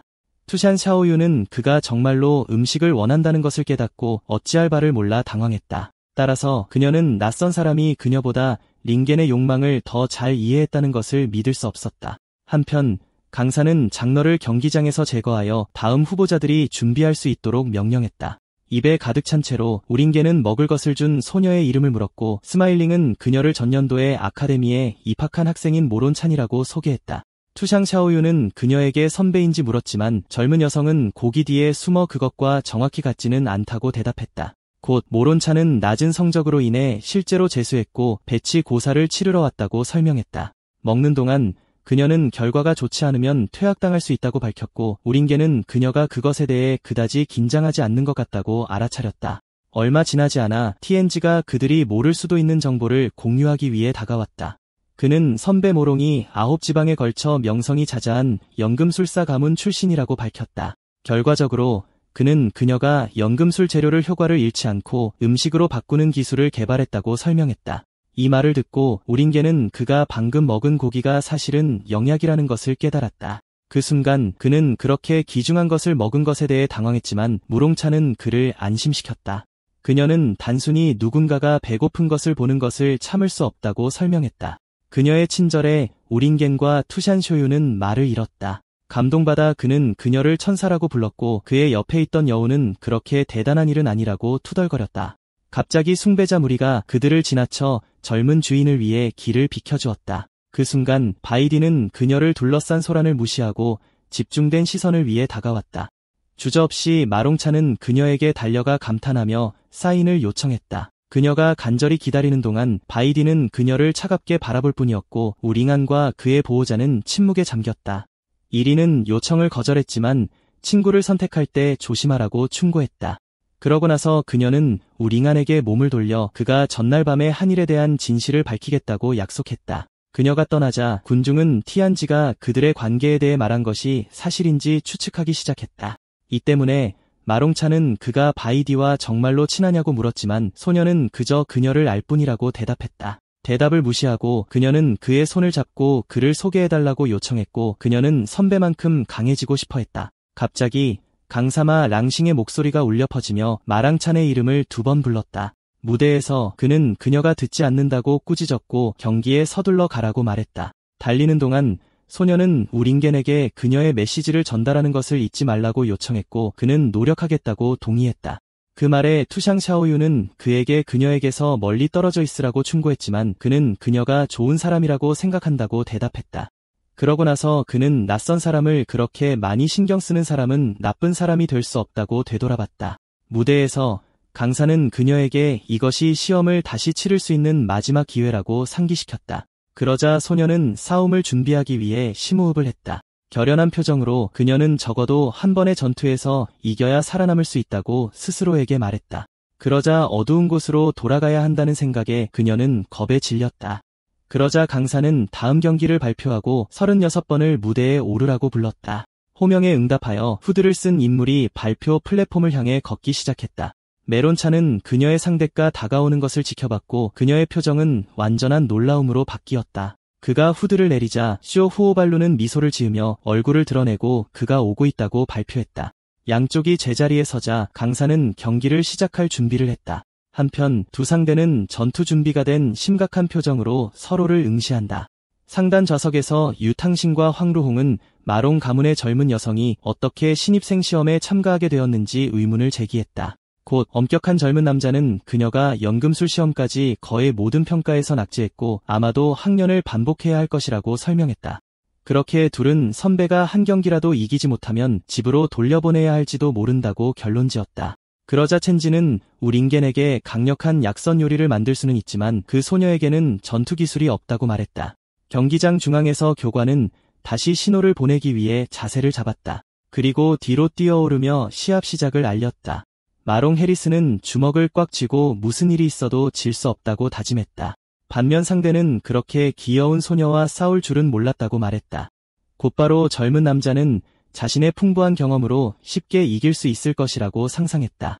더욱 자신감을 얻은 그는 싸움이 끝나면 그녀와 바이디 모두 자신의 힘에 감탄하여 하렘에 합류할 것이라고 환상에 젖었다. 그 순간 소녀는 함성을 지르며 돌진하여 스트레이트 펀치를 날렸다. 그녀의 주먹은 젊은 남자의 얼굴을 정통으로 때려 그를 방심하게 만들었다. 충격에 그는 뒤로 넘어졌고 상대는 그에게 틈을 주지 않고 또 다른 공격을 가했다. 그러자 우링겐은 저 바보가 그냥 웃으며 서 있느냐고 물었고 투샨 샤오이는 그가 행복한 생각을 하고 있는 것 같다고 말했다. 마음속으로 단 선생은 딴 생각을 한다고 그를 꾸짖었지만 싸움꾼은 자신이 주인공이기 때문에 이길 것이라고 주장했다. 다시 싸움으로 돌아와서 미롱 선배는 돌진하여 다시 한번 상대의 얼굴에 스트레이트 펀치를 날렸다. 마지막 순간에 그는 간신히 그녀의 주먹을 잡아 공격을 막았다. 공격을 막자 젊은 남자는 똑같은 공격이 두 번 다시 통하지 않을 것이라고 경고했다. 곧바로 그는 그녀를 어깨 너머로 던져 경기장 반대편으로 날려버렸다. 젊은 여자는 땅에 세게 떨어졌고 상대는 다음 공격을 위해 일어서기 시작했다. 그럼에도 불구하고 그녀는 경계를 늦추지 않고 다시 돌진할 준비를 했다. 그러자 젊은 남자는 자신의 속도를 이용하여 평범한 격투로는 자신에게 닿을 수 없을 것이라고 주장했다. 관중석에서 우링겐은 선배를 응원하는 말을 외쳤고 투샨 쇼유는 실망했다. 헐떡거리는 젊은 여자는 싸움을 계속할 기력이 다한 듯 보였다. 그럼에도 불구하고 지기를 거부하며 포기하지 않겠다는 결연한 의지로 두 개의 거대한 닭다리를 꺼냈다. 상대방을 놀라게 하며 소녀는 경기장 한가운데서 음식을 먹기 시작했다. 그러자 첸지는 싸움꾼이 영적인 음식을 사용하여 전투력을 높이고 있다고 설명했고 우링겐은 그것이 배고픔 때문이 아니라는 것을 깨달았다. 곧이어 그는 그 음식이 실제로는 알약이며 한 번에 너무 많이 먹으면 심각한 결과를 초래할 수 있다고 밝혔다. 갑자기 축적된 에너지가 밝은 빛으로 폭발하여 젊은 남자의 눈을 순간적으로 멀게 했다. 곧이어 메론 해리스가 옷은 찢어졌지만 힘의 기운에 둘러싸인 채 나타났다. 관중석에서 우링겐과 투샨 샤오이는 그들이 본 것이 그녀의 몸의 폭발인지 아니면 단순히 옷의 폭발인지 궁금해했다. 코피를 흘리며 젊은 남자는 조롱하는 웃음을 터뜨렸다. 그러고는 마지막 순간에 발버둥 쳐도 선배가 자신을 이길 수 없을 것이라며 먼저 코를 닦으라고 핀잔을 줬다. 그 말에 아랑곳하지 않고 소녀는 불가능해 보여도 해봐야 한다고 답했다. 함성을 지르며 그녀는 상대방에게 돌진했고 전진하면서 경기장 바닥을 부쉈다. 그 공격은 충격을 준비하는 싸움꾼에게 세도했고 단 선생은 그녀의 힘이 이미 핵심 연마 단계를 넘어섰다고 경고했지만 그는 이미 알고 있다고 답했다. 그러자 싸움꾼은 싸움은 아직 끝나지 않았다며 다시 공격할 준비를 했다. 그러자 젊은 남자는 자신도 진지하게 싸우기 시작할 것이라고 선언했다. 그러자 그녀의 주먹이 그가 자신을 방어하는데 사용한 칼과 충돌했다. 충격의 강도에 그는 놀라 잠시 멍해졌다. 그러자 주먹이 그의 방어를 부수고 그를 직접 강타했다. 우레이건은 선배의 힘에 감탄했지만 투샨 샤오이는 그녀가 자신의 몸을 한계까지 밀어붙이고 있을 뿐이라고 알아차렸다. 곧이어 관찰자는 그 정도의 강도라면 젊은 여자가 몇 분 이상 버티지 못할 것이라고 설명했다. 파괴된 경기장 한가운데서 해리스는 헐떡거리며 이미 전투로 지쳐 있었다. 얼굴에 땀을 뚝뚝 흘리며 그녀는 이길 수 있었는지 혼잣말을 했다. 관찰 플랫폼에서 교관은 젊은 남자가 맞아 죽었는지 물었지만 유청신 교장은 그를 안심시켰다. 심각한 눈빛으로 교장은 전투는 아직 끝나지 않았다고 단언했다. 연기 속에서 칼의 실루엣이 나타났고 상대는 자신이 현지 소녀에게 한계까지 밀렸다는 사실에 놀랐다. 상처투성이의 얼굴로 그는 일어서서 자신의 진정한 힘을 보여줄 때라고 결심했다. 어깨에 칼을 얹은 젊은 남자는 자신의 진정한 힘을 보여줘야 한다고 선언했다. 그러고는 상처 입은 얼굴로 이번에는 봐주지 않을 것이라고 경고했다. 그러자 싸움꾼은 재빨리 돌진하며 상대방을 쉽게 봐주지 않겠다고 약속했다. 무롱 해리스는 그의 속도에 깜짝 놀라 그가 그녀의 주위를 빙빙 돌았다. 싸움꾼이 경기장 위로 뛰어오르자 우링건은 그녀에게 올려다보라고 예쳐 그녀를 반응하게 만들었다. 곧 위에서 가해진 공격이 강한 힘으로 땅을 강타하여 경기장 바닥을 부쉈다. 간신히 소녀는 뒤로 뛰어올라 공격을 피할 수 있었다. 그의 손에 푸른 에너지 연꽃이 피어나자 라이벌은 그녀가 도망칠 수 없을 것이라고 선언했다. 그러고는 젊은 여자에게 직접 기술 푸른 심장 불꽃 연꽃을 발사했다. 에너지가 푸른 불꽃으로 폭발하여 싸움꾼을 휩싸고 경기장 일부를 파괴했다. 관중석에서 우링겐과 투샨 샤오이는 아무런 반응도 하지 못한 채 침묵 속에서 그 장면을 지켜봤다. 불꽃 속에서 소녀는 에너지가 옷을 태우면서 비명을 질렀다. 즉시 투샨 쇼유는 우링겐이 보지 못하도록 그의 눈을 가렸고 관중들은 그 공격에 반응했다. 교관들은 푸른 연꽃 불꽃을 알아보고 시합이 이미 결정된 것 같다고 결론지었다. 연기 속에 서서 젊은 남자는 상대를 노려보며 무슨 일이냐고 물었다. 미소를 지으며 싸움꾼은 여전히 항복을 거부하는지 조롱했고 소녀는 결연한 표정으로 그를 쏘아보았다. 대답 없이 해리스는 병을 꺼내 그 내용물을 단숨에 마셔버렸다. 즉시 불같은 기운이 그녀 주위로 폭발했고 병은 바닥에서 산산조각이 났다. 예상치 못한 반응에 젊은 남자는 완전히 충격을 받았다. 그러자 싸움꾼은 함성을 지르며 돌진하여 데보라를 날려버리는 에너지 파동을 방출했다. 젊은 여자는 그의 칼에 빠른 펀치를 퍼부어 그가 그것들을 막느라 힘겹게 만들었다. 이 장면을 보면서 교관 중 한 명은 소녀가 미쳤는지 질문했다. 잠시 후 우링아는 그녀의 기운이 돌파구 때문에 강해졌는지 궁금했지만 투샨 샤오이는 그 가능성을 부인했다.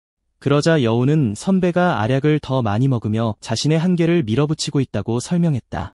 그러자 투샨 샤오이는 그 순간 소녀가 말 그대로 자신의 생명력을 불태우고 있다고 결론지었다. 부상에도 불구하고 싸움꾼은 질 수 없다며 계속해서 공격을 퍼부었다. 그녀의 완고함을 보고 젊은 남자는 더 이상 봐주지 않을 것이라고 경고했다. 새로운 기술로 그는 그녀를 거대한 푸른 연꽃 안에 가두었고 그것은 폭발하여 그녀를 날려버렸다. 착지하자마자 싸움꾼은 전투를 끝낼 준비를 했다. 위험을 감지한 매드랑신 교관은 즉시 시합을 중단하라고 외쳤다. 경고를 무시하고 젊은 남자는 해리스에게 푸른 연꽃 회오리 바람 공격을 가했다. 교관은 시합이 이미 끝났다고 선언하며 다시 멈추라고 외쳤다. 당황한 표정으로 메이랑싱은 개입하기에는 너무 늦었다는 것을 깨달았다. 땅에 누워 소녀는 이것이 정말 그녀의 끝일지 궁금해했다. 곧 친척이 그녀의 음식을 망치고 쓸모없는 요리법으로 가문의 명예를 더럽혔다고 꾸짖는 기억이 떠올랐다. 회상 속에서 젊은 여성은 그녀의 음식이 알약과 같은 효과가 있는데 왜 무롱 가문은 연금술의 족쇄에서 벗어날 수 없는지 물었다. 그녀가 받은 유일한 대답은 요리가 가문의 수치라는 말을 들으며 뺨을 맞는 것이었다. 그 후 그녀의 친척들은 그녀를 엑소엔치안 아카데미로 보내기로 결정했고 실패할 경우 그녀의 결혼을 주선할 계획이었다. 그러자 가족 중 한 명이 그녀를 쓸모없고 가문의 수치라고 부르며 쫓아냈다. 그 기억은 소녀가 주먹을 꽉 쥔 채 울면서 땅에 쓰러지는 것으로 끝났다. 결연한 눈빛으로 그녀는 자신이 만든 음식이 어떤 알약만큼이나 좋다는 것을 증명하겠다고 맹세했다. 현재로 돌아와 에너지가 그녀를 감쌌고 그 싸움꾼은 진정으로 바뀔 수 있는 것이 있을지 궁금해했다. 마지막 순간에 에너지 공격이 그녀를 치기 전에 멈춰졌다. 갑자기 우링엔이 소녀 앞에 나타나 마지막 일격을 막았다. 진지한 표정으로 그는 라이벌을 쏘아보며 시미르무롱은 좋은 사람이기 때문에 그녀가 해를 입는 것을 용납할 수 없다고 선언했다. 그가 자신을 막으려고 하는지 묻자 젊은 남자는 그렇게 할 것이라고 맹세했다. 의도는 그녀를 해치는 것이었다. 미소를 지으며 그 싸움꾼은 감히 자신에게 도전하는 그를 용감하다고 불렀다. 갑자기 메이랭신 강사가 둘 사이에 뛰어들어 모두에게 경기장을 떠나라고 명령하며 경기가 끝났다고 선언했다. 그러자 심사관은 부상당한 젊은이를 가리키며 그를 전투의 승자라고 선언했다. 무기를 돌리며 젊은 남자는 경기장을 떠날 준비를 했다. 떠나기 전에 그는 상대방에게 다음 경기에서 이겨야 그를 직접 만날 기회를 가질 수 있다고 경고했다. 그 위협을 이해하지 못한 채 우링이는 1라운드를 통과하기 위해 최선을 다할 것이라고 대답했다. 그러자 투샹 샤오이는 명백한 위협에 직면해서 너무 침착하다고 그를 꾸짖었지만 그는 무슨 일이 일어났는지 이해하지 못했다. 그 순간 해리스는 싸움으로 인해 너무 약해져 기침을 하기 시작했다. 우링언이 그녀를 부축하며 괜찮은지 묻자 젊은 여성은 그녀를 구해줘서 고맙다고 말했다. 슬픈 표정으로 그녀는 모든 것을 쏟아부었음에도 불구하고 단 한 라운드도 이길 수 없었다고 한탄했다. 그러자 소녀는 좌절감에 울기 시작했다. 갑자기 그녀는 토했고 우링아는 놀라며 빨리 치료약을 가져오라고 했다. 그가 그녀를 팔에 안고 위로하려 하자 그 싸움꾼은 괜찮다고 주장했다. 곧 그녀는 단순히 너무 많이 먹었다고 설명했고 추샹 샤오이는 역겨운 광경에 대해 불평했다. 친절하게 우링어는 선배 무롱을 실어 데려다 주겠다고 제안했고 그녀는 그에게 고마워했다. 그들이 떠나기 전에 마이 랭싱 강사가 끼어들어 소년이 어디로 가고 있는지 물었다. 바로 직후 그는 이제 경기장에서 싸울 차례라고 그에게 알렸다. 그러자 심사관은 그의 상대가 왕티슈라고 밝혔고 그는 경멸적인 미소를 지으며 그를 쏘아보았다. 우링어는 추샹 샤오이에게 해리스를 무대 밖으로 데려다 달라고 부탁했고 젊은 여성은 그에게 행운을 빌었다. 그녀를 부축하면서 여우는 그 어리석은 여자를 돌봐야 한다는 생각에 투덜거렸다. 즉시 마그랭싱은 양측의 전투 준비를 명령했다. 경기장에서 우링어는 반대편에서 기다리는 그의 상대와 마주했다. 조롱하며 왕티주는 그가 살아남을 마지막 기회를 포기한 것 같다고 선언했다. 이에 대해 그 소녀는 침묵 속에서 반응 없이 되돌아보았다. 도약과 함께 강사는 뒤로 물러서서 공식적으로 경기의 시작을 알렸다. 무기로 땅을 치며 라이벌은 그럴 경우 그를 죽여야 할 것이라고 선언했다. 관중 속에서 모든 사람들은 그 싸움꾼의 힘에 대해 걱정했지만 투샹 샤오이는 링언의 힘을 모른다며 그들을 안심시켰다. 완전한 자신감으로 그녀는 어떤 공격도 그를 쓰러뜨릴 수 없을 것이라고 선언했다. 경기장에서 왕티슈는 그의 적을 관찰하며 마지막 일격을 가할 준비를 하고 있었다. 상대의 자세를 이해하지 못한 채 우링어는 그것이 어떤 종류의 움직임인지 궁금해했다. 갑자기 왕티슈는 소리를 지르며 그의 옷을 위에서 아래로 찢는 어두운 기운을 방출했다. 그러자 밝은 빛이 우링언 앞에서 폭발했고 그는 그 장면을 조용히 관찰했다. 그의 상대는 분홍색 속옷을 입고 나타나 그의 철기둥 춤을 선보였다. 시각적인 충격으로 젊은 남자는 즉시 코에서 피를 흘렸다. 관중석에서 몇몇 관중들도 뒤로 쓰러져 피를 흘렸다. 역겨워하며 텐자이는 그 움직임이 너무나 메스꺼움을 유발하여 사람들이 서 있을 수 없게 한다고 설명했다. 환 루옹 강사는 그렇게 시각적으로 공격적인 공격을 사용하는 것은 학교의 수치라고 논평했다. 그러자 유창신 교장이 그를 바로잡으며 시각 효과는 단지 주의를 분산시키는 것일 뿐이라고 단언했다. 그는 이어 관중석에 있는 모든 사람에게 무슨 문제가 있는지 알아차리지 못했는지 물었다. 무릎을 꿇고 배를 움켜쥐며 우링어는 메스꺼움을 느끼며 간신히 똑바로 서 있었다. 기회를 틈타 왕티주는 그의 무기를 들고 도약하며 그에게 죽으라고 외쳤다. 기둥이 힘차게 땅을 쳐 먼지와 파편 구름을 일으켰다. 약해진 상태에서도 우링어는 간신히 뛰어올라 공격을 피했다. 으르렁거리며 왕티주는 다시 공격할 준비를 하며 탈출할 기회를 주지 않았다. 회전하는 움직임으로 라이벌은 우링언 주위에서 그의 철기둥 회오리바람 춤을 실행했다. 관중석에서 관중들은 더 이상 그 장면을 견딜 수 없어 눈을 가리고 메스꺼움에 토했다. 투창 샤오이 옆에서 해리스는 갑자기 무슨 일이 일어나고 있는지 이해한 것 같았다. 그녀는 이어 역겨운 행동은 진정한 속임수를 위한 주의를 분산시키는 것일 뿐이며 철기둥에서 방출되는 유도 가스라고 설명했다. 승리적인 미소를 지으며 왕티주는 경기장 전체가 이미 그의 독성 연기로 가득 차 있다고 자랑했다. 따라서 독의 영향을 느끼며 젊은 남자는 저항하기 위해 애쓰며 입을 가렸다. 한편 후상 샤오이는 몰래 독을 사용하는 것에 대해 그를 비난했다. 이에 대해 암살자는 삶과 죽음의 무대에서 모든 수단이 공정하다고 선언했다. 멀리서 메이엘리는 만족스럽게 지켜보며 고용된 싸움꾼의 연기를 칭찬했다. 그의 옆에서 쇼후우는 거의 속을 뻔했다고 논평했지만 강사는 그가 실제로 속았다고 바로잡았다. 곧 왕티주는 외침과 함께 전진하며 그의 상대가 고통 속에서 죽기를 요구했다. 그러나 독에 마비되어 그 소녀는 몸이 움직이지 않고 머리가 고통으로 욱신거려 무슨 일이 일어나고 있는지 궁금해했다. 점차적으로 그의 표정은 상황의 심각성을 깨닫자 공포로 바뀌었다. 그의 라이벌이 고군분투하는 것을 보며 암살자는 여전히 그의 힘의 10%도 사용하지 않고 싸우려고 노력한다고 조롱했다. 그는 이어 그의 고통을 빨리 끝내겠다고 약속하며 마지막 일격을 가하기 위해 다가갔다. 그러자 기둥이 소년의 얼굴을 직접 쳐서 부상을 입히며 뒤로 밀려나게 했고 적은 경멸하며 그를 지켜보았다. 바로 직후 그는 광란의 철기둥춤을 시작하여 잔인한 일련의 공격을 가했다. 맹렬한 일격이 멈추지 않고 몸을 두들겨댔고 소년은 그 충격을 견딜 수밖에 없었다. 관중석에서 마롱차는 그에게 싸움을 멈추라고 외쳤고 TNG는 임박한 패배에 대해 걱정했다. 절망한 여우는 강사들에게 즉시 경기를 중단해 달라고 간청했다. 그러나 마드랑싱은 소년이 여전히 반격할 능력이 있기 때문에 싸움을 멈출 수 없다고 대답했다. 명령에도 불구하고 가차없는 일격은 계속해서 그의 몸을 강타했다. 멀리서 지켜보던 그녀는 그게 그의 전부인지 묻고는 실망스러워했다. 상대가 이미 약해진 것을 보고 왕티주는 마지막 일격을 준비했다. 곧바로 기둥이 목표를 직격했고 경기장 전체에 피가 튀었다. 그 광경에 관중 전체가 충격에 빠졌고 암살자조차도 결과에 놀랐다. 그럼에도 불구하고 그 젊은이는 간신히 철기둥을 손으로 잡아 공격을 막았다. 이해하지 못한 적은 남은 힘이 거의 없는데 왜 저항하느냐고 물었다. 부상을 입은 소녀는 기력이 너무 없어서 모든 힘을 단 한 방에 쏟아부어야 한다고 설명했다. 경멸하는 미소를 지으며 라이벌은 그런 약한 펀치가 자신을 다치게 할 수 있다고 정말로 믿느냐고 물었다. 그 순간 주먹이 왕티주의 옆구리를 강타했다. 즉시 그는 충격을 느끼며 표정이 충격으로 바뀌었다. 갑자기 그의 몸 안에서 에너지 파동이 터져나왔고 그는 고통이 퍼져나가자 비명을 질렀다. 펀치의 힘은 에너지 고리 형태로 경기장의 파문처럼 퍼져나갔다. 폭발은 너무 강력해서 관중석에서도 볼 수 있었고 모든 관중은 멍하니 있었다.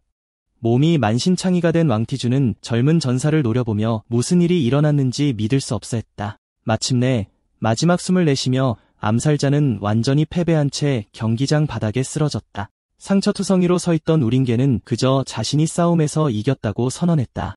바닥에 누워있던 왕티주는 패배는 불가능하다고 중얼거렸다. 그러고는 어떻게 그의 상대가 독에 중독된 상태에서도 그를 그렇게 쉽게 이길 수 있었는지 의문을 제기했다.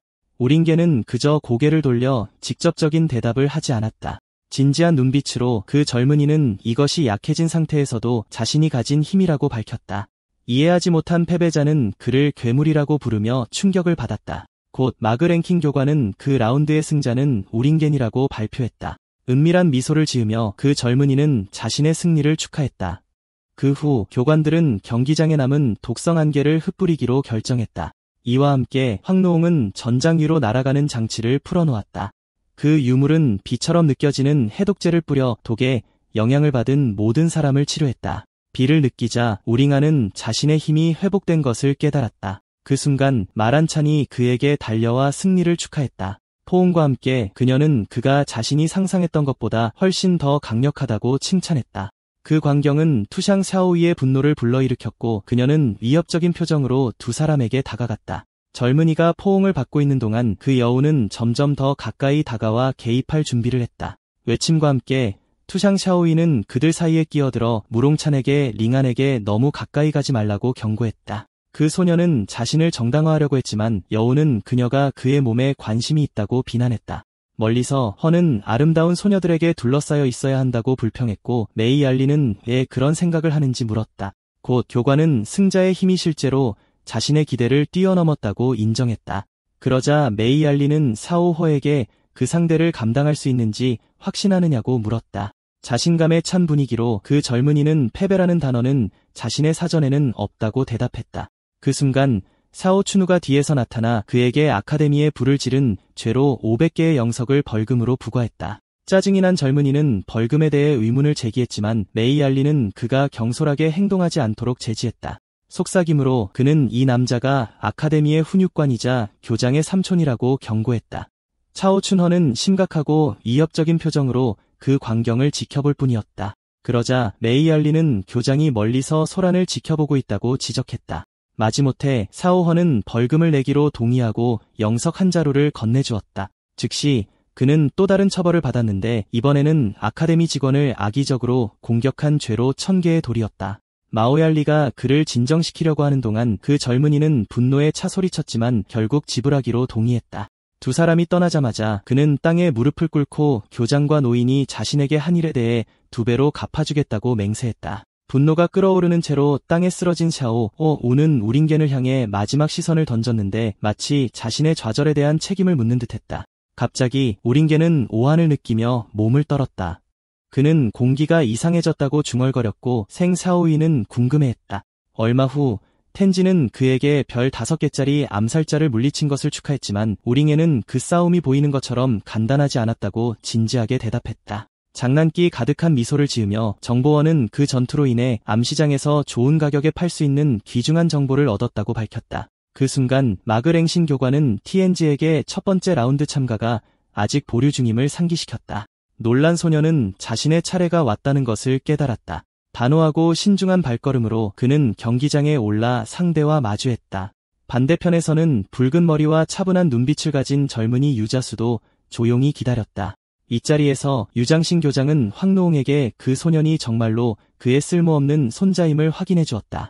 그러고는 그 젊은이가 가문의 기술을 배우기를 거부했기 때문에 그를 아카데미에 보낼 수밖에 없었다고 설명했다. 관중석에서 그 계시는 경쟁자의 정체에 대해 언급하는 학생들 사이에서 수군거림을 불러일으켰다. 우링겐의 그룹이 걱정을 보이는 동안 첸지에는 침착함을 유지하며 그의 리더가 그를 과소평가하고 있다고 선언했다. 손에 책을 든 채 그는 뛰어난 전투 기술이 없더라도 지능으로 힘의 차이를 보상할 수 있다고 말했다. 유 지학수이를 마주보며 그는 교장의 손자이기 때문에 이미 그에 대한 많은 정보를 가지고 있다고 밝혔다. 자신감을 가지고 그는 텐진 종파의 비법을 사용하여 싸움 없이 쓰러지지 않을 것이라고 선언했다. 교관이 시합 시작을 알리자마자 두 사람은 강렬하게 눈을 마주쳤다. 곧 텐진은 자신의 신성한 기술을 활성화했고 그의 이마에 천상의 눈이 떠졌다. 투샹 샤오이는 놀라며 그것이 미래를 볼 수 있는 몇 안 되는 유능한 사람들만이 숙달한 텐진 종파의 비밀 능력이라고 설명했다. 첸지의 자세를 관찰하며 그녀는 그가 실제로 이 순간을 위해 비장의 카드를 아껴두었다고 말했다. 한편 유자씨는 그 기술의 힘을 보기 위해 스스로를 준비했다. 집중한 진주는 텐진 추론을 시작했다. 그 기술은 유자수가 흙 기반 공격으로 싸움을 시작할 확률이 85%라는 것을 밝혀냈다. 직후 유자수는 흙먼지 돌진을 사용하여 텐진이 빠르게 옆으로 뛰어 피하게 만들었다. 멀리서 유자수는 그 소년이 바위 꼭대기에 균형을 잡고 있는 것을 지켜보았다. 자신감 있는 미소를 지으며 텐진은 이미 그 공격을 계산했기 때문에 맞지 않을 것이라고 선언했다. 그의 정확성에 감탄한 우링겐은 그 소년의 움직임에 대해 언급하며 그것이 기술의 효과임을 확인했다. 그녀는 천상의 눈이 텐진 조상의 신성한 생각을 마치 그가 홀린 듯이 접근할 수 있게 해준다고 설명했다. 그 순간 그의 뒤에 강력한 기운이 나타나 조상 영혼의 위험 있는 이미지를 드러냈다. 젊은 전사가 그녀의 공격을 준비하는 동안 그녀의 손을 둘러싸는 기운이 시작되었다. 이와 함께 TNG의 기술은 무술과 결합된 흙 기반 공격의 가능성이 90%라는 것을 밝혀냈다. 직후 그 소녀는 빛나는 궤적 기술을 사용하여 고속으로 전진하여 상대에게 바싹 다가갔다. 당황하지 않고 그 소녀는 단순히 예감에 의해 지시된 정확한 위치로 손을 들어 올렸다. 적의 주먹이 다가오는 순간 그는 정밀하게 타격을 막아내는데 성공했다. 막아도 충격파가 그대로 얼굴에 닿았어. 그 일격에 젊은 인재는 뒤로 날아가 경기장 바닥에 기절했지. 상대가 지켜보는 동안 소녀는 완전히 패배한 채 땅에 쓰러져 있었어. 관중석에서 오링겐과 투샨 샤오이는 그 결과에 충격을 받아 학생의 이름을 외쳤어. 부상당했지만 소녀는 이미 다시 일어서서 다음번엔 힘의 차이를 계산해야 한다며 수첩에 적고 있었지. 노트를 다 쓰자마자 다시 기절해서 오링겐은 더욱 걱정했어. 그 순간 메이런신 교관은 젊은 고수의 승리를 축하했고 오링겐은 그의 동료가 괜찮을지 궁금해했어. 이 자리에서 교장은 투사의 발전에 대해 언급했지만 여전히 육아의 기술을 쓰지 않는다고 한탄했지. 싸움이 끝난 후 승자는 하늘에 있는 교관들을 바라본 다음 경기장을 떠나려고 돌아섰어. 그렇게 마랑신 교관은 그에게 무대에서 내려와도 좋다고 허락했어. 곧 오링겐은 그의 동료를 업고 그의 힘과 제3의 눈 기술을 칭찬했어. 얼굴이 부어오른 채 소녀는 그런 걸 배울 필요가 없다고 대답했지만 오링게는 그걸 잘 못하는 게 아쉬웠어. 그 순간 마오란신 교관은 2라운드는 무작위로 진행되며 호명된 학생들은 경기장으로 들어오라고 발표했어. 이 자리에서 교장인 투알로옹은 상대를 무작위로 선정하는 결정에 의문을 제기했어. 다른 곳에서 사오후는 오링겐과 맞붙지 못할까봐 걱정했지만 메이엘리는 그를 안심시켰어. 미소를 지으며 교관은 오링겐이 그들 둘 외에도 더 많은 사람들의 심기를 건드렸다고 밝혔어. 곧이어 마랑싱은 손에 든 종이 조각을 찢어 첫 번째 경기가 결정됐다고 발표했어. 추첨기 앞에 서서 그는 쪽지를 열어 경쟁자들의 이름을 밝혔어. 그리하여 싸움은 오링겐과 자신감 있는 미소를 짓고 있는 사오후 오보 사이에서 벌어지게 됐어. 하지만 추샹 샤오위와 무롱차는 선발이 무작이라면 어떻게 이게 가능한지 의문을 제기했지만 오링겐은 그에 대해 아무것도 듣지 못했다고 말했어. 곧바로 교관 자신이 어떻게 결과를 조작하여 새로운 제자들을 표적으로 삼을 수 있는지 물었어. 곧이어 샤오후는 메이 교관이 편파적인 행동을 하지 않을 것이라고 믿는다고 주장하며 앞으로 나섰어. 경쟁자가 망설이는 것을 보고 투샹 샤오이는 그가 거만하고 싸움을 두려워한다고 비난했어. 심각한 표정으로 오링겐은 그녀의 말을 가로막으며 충분히 말했다고 선언했어. 그러고 나서 그는 더 나은 반에 들어가기 위해 조금이라도 물러설 수 없다고 말했어. 미롱찬과 투샹 샤오이는 그들의 동료의 단호한 태도에 감탄했지만 그 인재는 그 기회를 틈타 그의 노트에 두 소녀의 관심사를 적어두었지. 두 상대가 자리를 잡자 경기장은 전투 시작을 기다리며 조용해졌어. 미소를 지으며 쇼우후오는 그의 경쟁자가 실제로 용기를 내어 싸움에 나설 줄은 몰랐다고 말했어. 그러고 나서 그는 앞으로 돌진하여 옛날과 새로운 원한을 한꺼번에 해결하기로 결심하고 그의 무기로 경기장 바닥을 쳤어. 잠시 후 투샹 샤오이는 기습에 대해 불평했지만 메이런신 교관은 그가 이미 경기 시작을 알렸다고 주장했어. 짜증이 난 여우는 학원의 모든 사람이 그녀의 오빠를 표적으로 삼는 것 같다고 결론지었어. 경기장에서 두 파이터는 일련의 고속 타격을 주고받았어. 빠른 움직임으로 공격자는 그의 상대를 혼란시키기 위해 잔상을 만들었어. 관중이 경고를 외치자마자 오링겐은 이미 뒤에서 오는 타격을 향해 몸을 돌리고 있었어. 그러고 나서 그는 빠른 펀치를 날렸고 쇼우후오는 그 소년의 속도가 정말 인상적이라고 인정했어. 곧이어 거대한 푸른 에너지 폭발이 경기장 전체로 퍼져나갔어. 물러서지 않고 도전자 자신의 팔을 사용하여 다가오는 푸른 불꽃을 막았어. 이에 상대는 이미 그의 싸움 방식을 해독했고 그가 가까이 오는 것을 허용하지 않겠다고 선언했어.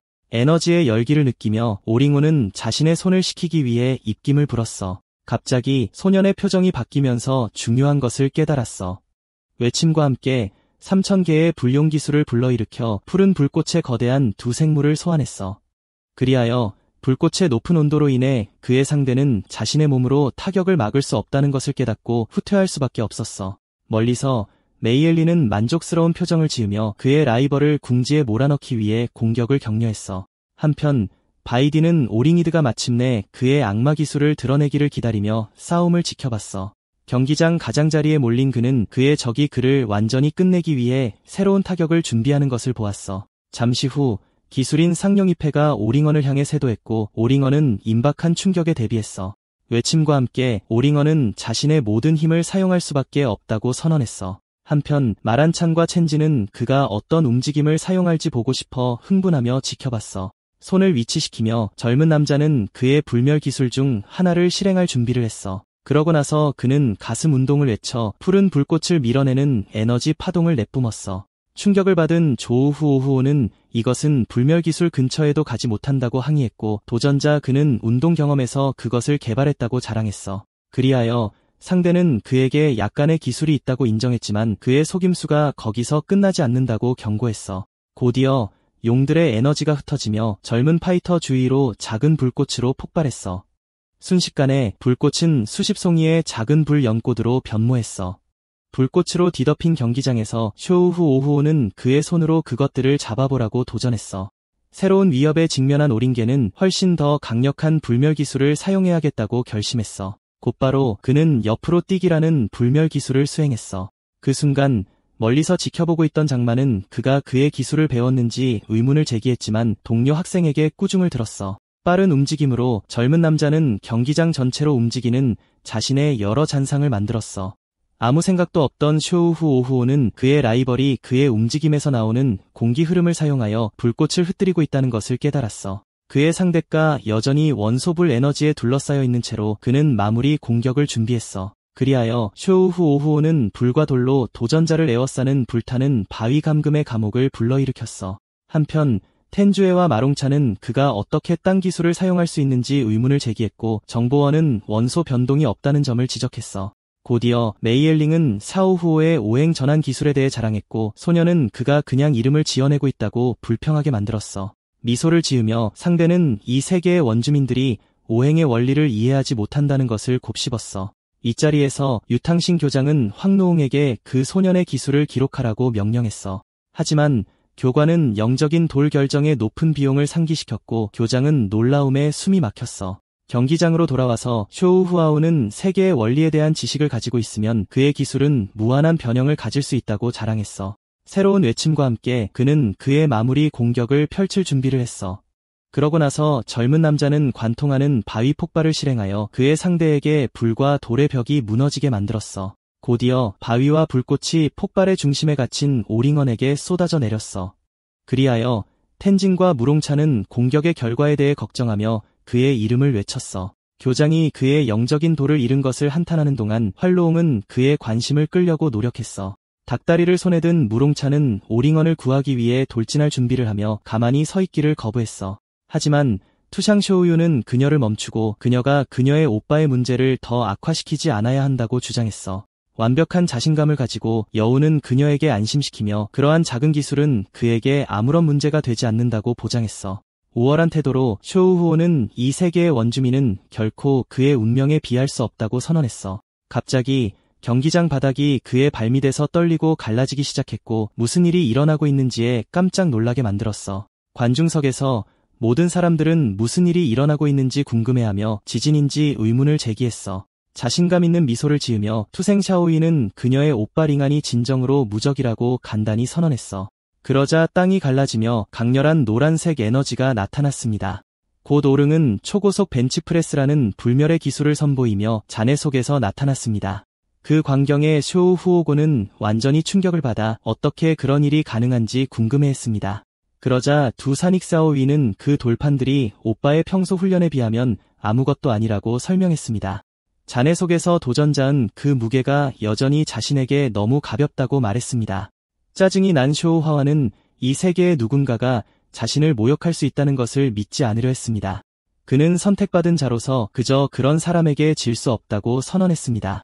그러자 그 젊은이는 흙의 기세를 빌려 무기를 강화하는 금속 기술을 사용했습니다. 얼마 후 그는 상대에게 천둥일격을 가할 준비를 했습니다. 이 자리에서 교장은 분노가 손자의 판단을 흐리게 하여 상대의 가장 큰 능력을 잊게 만들었다고 한탄했습니다. 경기장으로 돌아와서 오릉은 또 다른 불멸의 기술을 사용할 준비를 했습니다. 공격이 내려오자 소녀는 회전 발차기로 몸 회전 운동을 했습니다. 그는 상대의 무기를 직접 때려 부수어 버렸습니다. 그 타격의 여파는 사오후오가 자신의 무기가 파괴되는 것을 지켜보는 눈에 그대로 나타났습니다. 라이벌의 무장을 해제한 오릉은 돌아서서 그가 졌다고 선언했습니다. 관중석에서 투샹 샤오이와 무롱차는 그의 힘과 승리에 환호했습니다. 멀리서 멍이 알리는 짜증이 나서 어떻게 자신의 파이터가 수련도 하지 않은 소년에게 질 수 있는지 의문을 품었습니다. 승리를 확보한 도전자는 적을 뒤에 남겨두고 떠나기 시작했습니다. 땅에 쓰러진 사오후는 패배를 인정하지 않고 소리를 지르며 그 자리에 머물라고 명령했습니다. 그러고 나서 그는 일어서서 단 선생에게 힘을 빌려달라고 간청하며 그런 식으로 지고 싶지 않다고 결심했습니다. 여러분, 안녕하세요. 이야기 재미있게 보셨나요? 정말 좋았어요. 다음 편을 보고 싶다면 채널을 구독하고 좋아요를 눌러주세요. 다음 이야기에서 만나요.